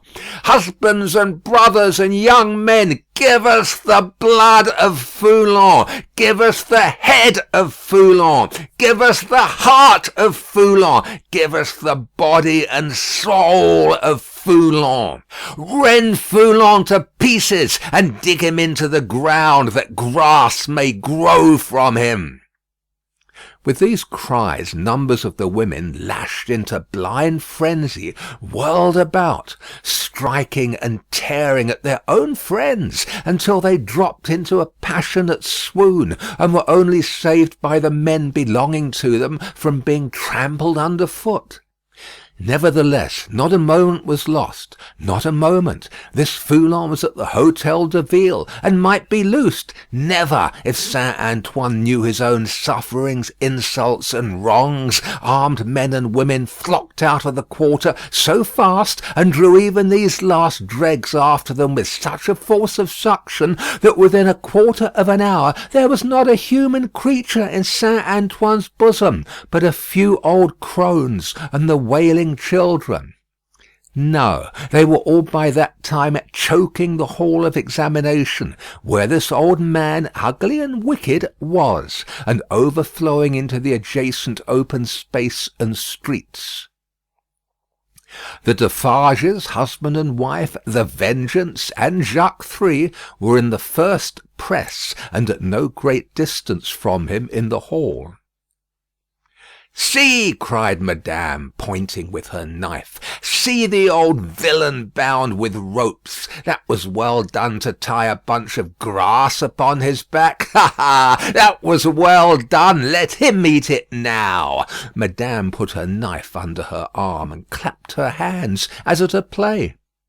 The people immediately behind Madame Defarge, explaining the cause of her satisfaction to those behind them, and those again explaining to others, and those to others, the neighbouring streets resounded with the clapping of hands. Similarly, during 2 or 3 hours of drawl, and the winnowing of many bushels of words, Madame Defarge's frequent expressions of impatience were taken up with marvellous quickness at a distance. The more readily because certain men who had by some wonderful exercise of agility climbed up the external architecture to look in from the windows, knew Madame Defarge well, and acted as a telegraph between her and the crowd outside the building. At length the sun rose so high that it struck a kindly ray, as of hope or protection, directly down upon the old prisoner's head. The favour was too much to bear. In an instant the barrier of dust and chaff that had stood surprisingly long went to the winds, and Saint Antoine had got him. It was known directly to the furthest confines of the crowd. Defarge had but sprung over a railing and a table, and folded the miserable wretch in a deadly embrace. Madame Defarge had but followed, and turned her hand in one of the ropes with which he was tied. The Vengeance and Jacques Three were not yet up with them, and the men at the windows had not yet swooped into the hall, like birds of prey from their high perches, when the cry seemed to go up all over the city, "Bring him out! Bring him to the lamp!" down and up, and head foremost on the steps of the building, now on his knees, now on his feet, now on his back, dragged and struck at and stifled by the bunches of grass and straw that were thrust into his face by hundreds of hands. Torn, bruised, panting, bleeding, yet always entreating and beseeching for mercy, now full of vehement agony of action, with a small clear space about him, as the people drew one another back that they might see. Now a log of dead wood drawn through a forest of legs. He was hauled to the nearest street corner, where one of the fatal lamps swung, and there Madame Defarge let him go, as a cat might have done to a mouse, and silently and composedly looked at him, while they made ready, and while he besought her, the women passionately screeching at him all the time, and the men sternly calling out to have him killed with grass in his mouth. Once he went aloft, and the rope broke, and they caught him shrieking. Twice he went aloft, and the rope broke, and they caught him shrieking. Then the rope was merciful, and held him, and his head was soon upon a pike, with grass enough in the mouth for all Saint Antoine to dance at the sight of. Nor was this the end of the day's bad work, for Saint Antoine so shouted and danced his angry blood up that it boiled again, on hearing when the day closed in that the son-in-law of the dispatched, another of the people's enemies and insulters, was coming into Paris under a guard 500 strong in cavalry alone. Saint Antoine wrote his crimes on flaring sheets of paper, seized him, would have torn him out of the breast of an army to bear Foulon company, set his head and heart on pikes, and carried the 3 spoils of the day in wolf procession through the streets. Not before dark night did the men and women come back to the children, wailing and breadless. Then the miserable bakers' shops would be beset by long files of them, patiently waiting to buy bad bread, and while they waited with stomachs faint and empty, they beguiled the time by embracing one another on the triumphs of the day, and achieving them again in gossip. Gradually these strings of ragged people shortened and frayed away, and then poor lights began to shine in high windows, and slender fires were made in the streets, at which neighbours cooked in common, afterwards supping at their doors. Scanty and insufficient suppers those, and innocent of meat, as of most other sauce to wretched bread. Yet human fellowship infused some nourishment into the flinty viands, and struck some sparks of cheerfulness out of them. Fathers and mothers who had had their full share in the worst of the day played gently with their meagre children, and lovers with such a world around them and before them loved and hoped.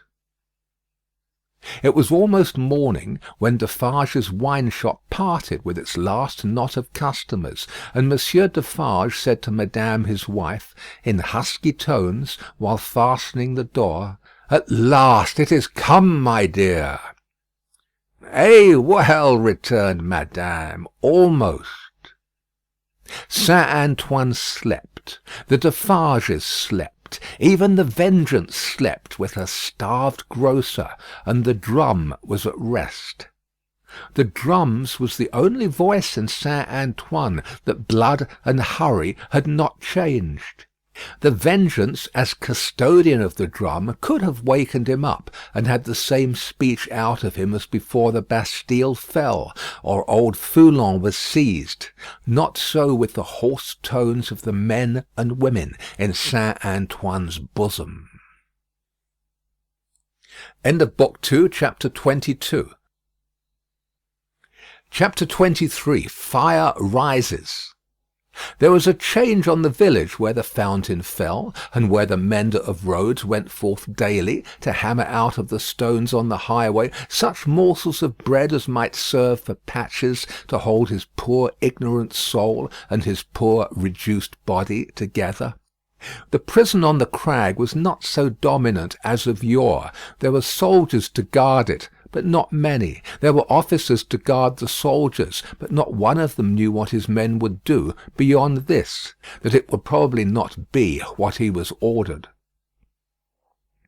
Far and wide lay a ruined country, yielding nothing but desolation. Every green leaf, every blade of grass and blade of grain was as shrivelled and poor as the miserable people. Everything was bowed down, dejected, oppressed, and broken. Habitations, fences, domesticated animals, men, women, children, and the soil that bore them, all worn out. Monseigneur, often a most worthy individual gentleman, was a national blessing, gave a chivalrous tone to things, was a polite example of luxurious and shining life, and a great deal more to equal purpose. Nevertheless, Monseigneur as a class had, somehow or other, brought things to this. Strange that creation, designed expressly for Monseigneur, should be so soon wrung dry and squeezed out. There must be something short-sighted in the eternal arrangements, surely. Thus it was, however, and the last drop of blood having been extracted from the flints, and the last screw of the rack having been turned so often that its purchase crumbled, and it now turned and turned with nothing to bite, Monseigneur began to run away from a phenomenon so low and unaccountable. But this was not the change on the village, and on many a village like it. For scores of years gone by, Monseigneur had squeezed it and wrung it, and had seldom graced it with his presence, except for the pleasures of the chase, now found in hunting the people, now found in hunting the beasts, for whose preservation Monseigneur made edifying spaces of barbarous and barren wilderness. No, the change consisted in the appearance of strange faces of low caste, rather than in the disappearance of the high caste, chiselled and otherwise beautified and beautifying features of Monseigneur. For, in these times, as the mender of roads worked, solitary, in the dust, not often troubling himself to reflect that dust he was, and to dust he must return, being for the most part too much occupied in thinking how little he had for supper, and how much more he would eat if he had it. In these times, as he raised his eyes from his lonely labour, and viewed the prospect, he would see some rough figure approaching on foot, the like of which was once a rarity in those parts, but was now a frequent presence. As it advanced, the mender of roads would discern without surprise that it was a shaggy-haired man of almost barbarian aspect, tall, in wooden shoes that were clumsy even to the eyes of a mender of roads, grim, rough, swart, steeped in the mud and dust of many highways, dank with the marshy moisture of many low grounds, sprinkled with the thorns and leaves and moss of many byways through woods. Such a man came upon him, like a ghost, at noon in the July weather, as he sat on his heap of stones under a bank, taking such shelter as he could get from a shower of hail. The man looked at him, looked at the village in the hollow, at the mill, and at the prison on the crag. When he had identified these objects in what benighted mind he had, he said, in a dialect that was just intelligible, "How goes it, Jacques?" "All well, Jacques." "Touch, then." They joined hands, and the man sat down on the heap of stones. "No dinner?" "Nothing but supper now," said the mender of roads, with a hungry face. "It is the fashion," growled the man. "I meet no dinner anywhere." He took out a blackened pipe, filled it, lighted it with flint and steel, pulled at it until it was in a bright glow, then suddenly held it from him, and dropped something into it from between his finger and thumb, that blazed and went out in a puff of smoke. "Touch, then." It was the turn of the mender of roads to say it this time, after observing these operations. They again joined hands. "To-night?" said the mender of roads. "To-night," said the man, putting the pipe in his mouth. "Where?" "Here." He and the mender of roads sat on the heap of stones, looking silently at one another, with the hail driving in between them like a pygmy charge of bayonets, until the sky began to clear over the village. "Show me," said the traveller then, moving to the brow of the hill. "See," returned the mender of roads with extended finger, "you go down here and straight through the street and past the fountain—" "To the devil with all that," interrupted the other, rolling his eye over the landscape. "I go through no streets and past no fountains. Well?" "Well, about 2 leagues beyond the summit of that hill above the village." "Good. When do you cease to work?" "At sunset." "Will you wake me before departing? I have walked 2 nights without resting. Let me finish my pipe, and I shall sleep like a child. Will you wake me?" "Surely." The wayfarer smoked his pipe out, put it in his breast, slipped off his great wooden shoes, and lay down on his back on the heap of stones. He was fast asleep directly. As the road mender plied his dusty labour, and the hail clouds, rolling away, revealed bright bars and streaks of sky which were responded to by silver gleams upon the landscape, the little man, who wore a red cap now in place of his blue one, seemed fascinated by the figure on the heap of stones. His eyes were so often turned towards it that he used his tools mechanically, and one would have said to very poor account. The bronze face, the shaggy black hair and beard, the coarse woollen red cap, the rough medley dress of homespun stuff and hairy skins of beasts, the powerful frame attenuated by spare living, and the sullen and desperate compression of the lips in sleep, inspired the mender of roads with awe. The traveller had travelled far, and his feet were footsore, and his ankles chafed and bleeding. His great shoes, stuffed with leaves and grass, had been heavy to drag over the many long leagues, and his clothes were chafed into holes, as he himself was into sores. Stooping down beside him, the road mender tried to get a peep at secret weapons in his breast or where not, but in vain, for he slept with his arms crossed upon him, and set as resolutely as his lips.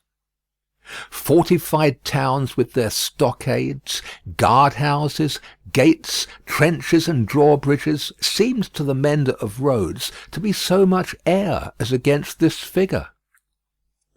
And when he lifted his eyes from it to the horizon and looked around, he saw in his small fancy similar figures, stopped by no obstacle, tending to centres all over France.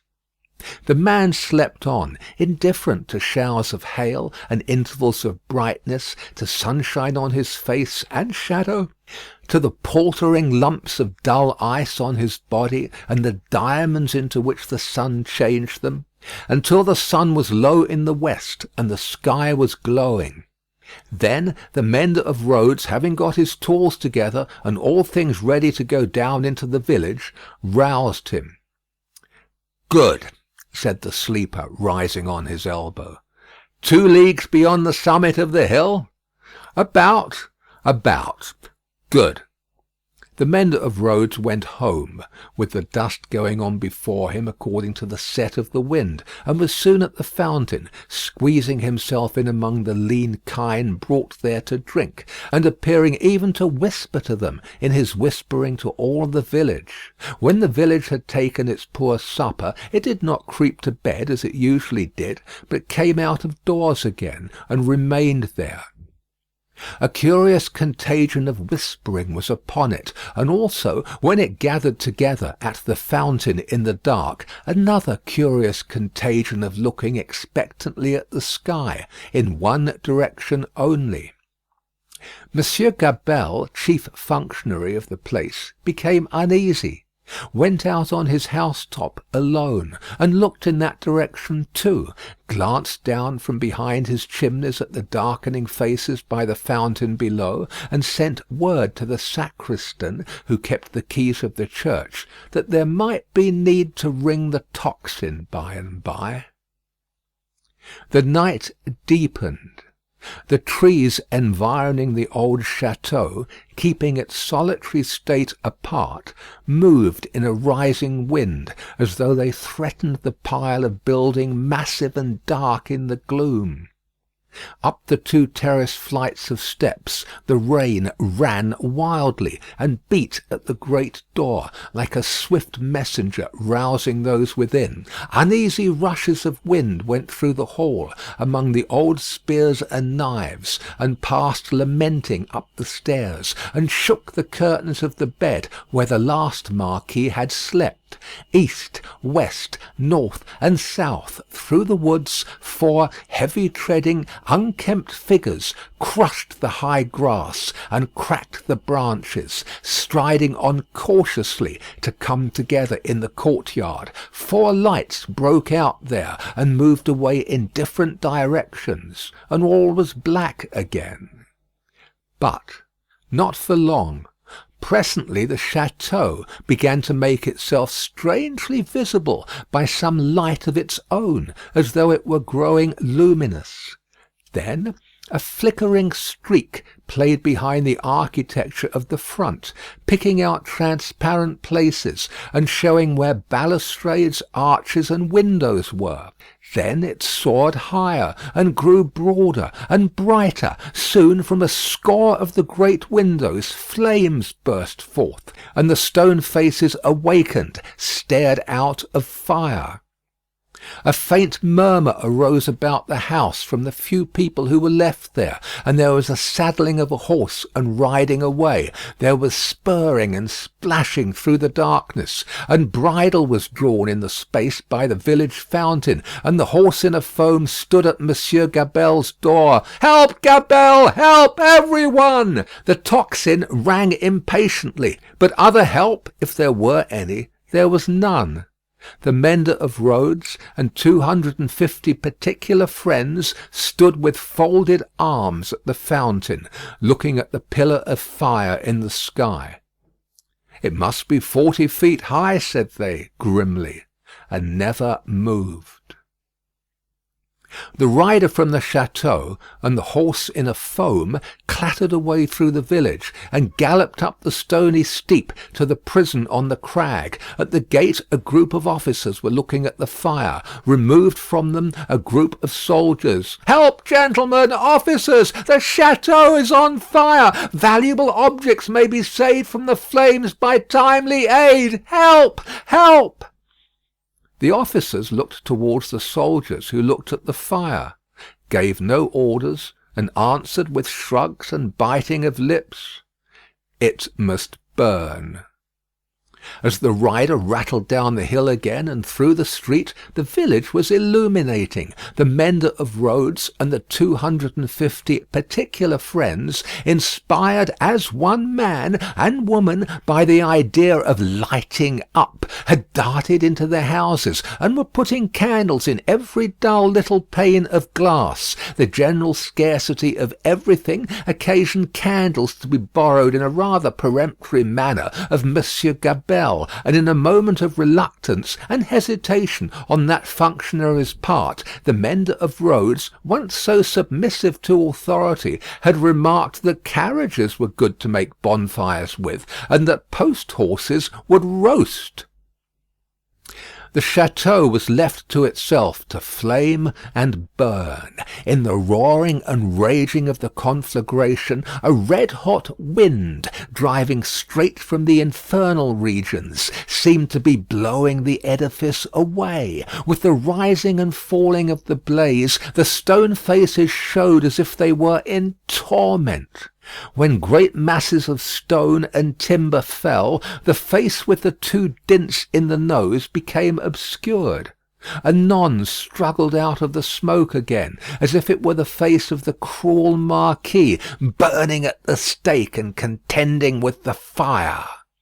The château burned. The nearest trees, laid hold of by the fire, scorched and shrivelled. Trees at a distance, fired by the four fierce figures, begirt the blazing edifice with a new forest of smoke.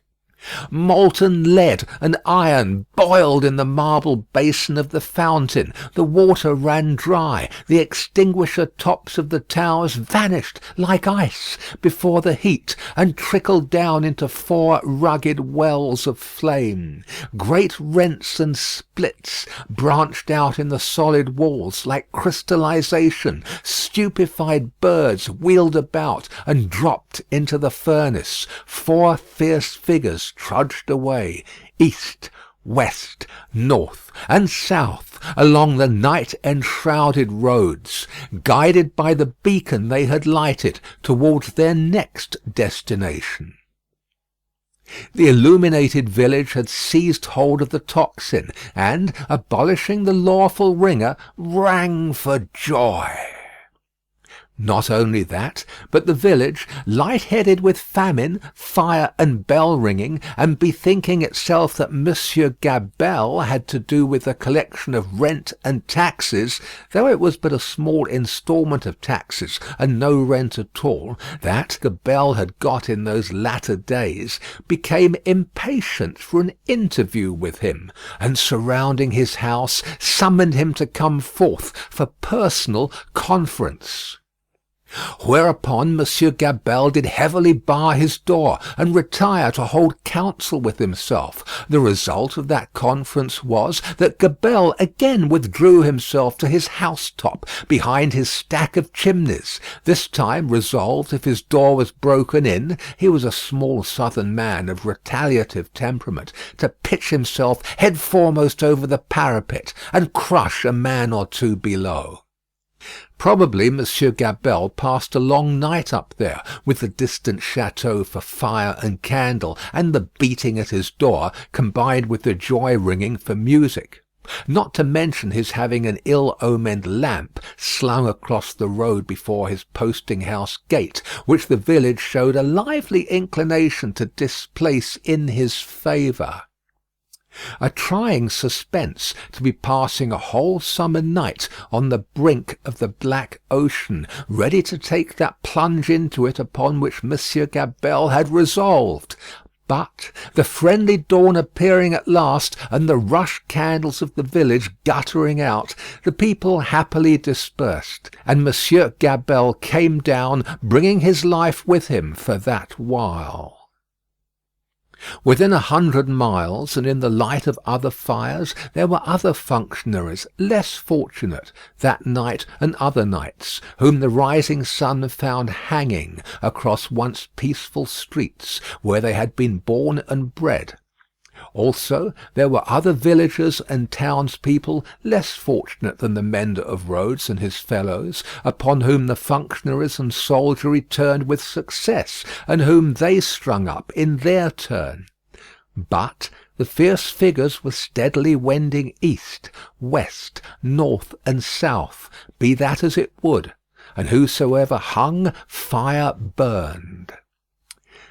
The altitude of the gallows that would turn to water and quench it, no functionary by any stretch of mathematics was able to calculate successfully. End of Book 2, Chapter 23.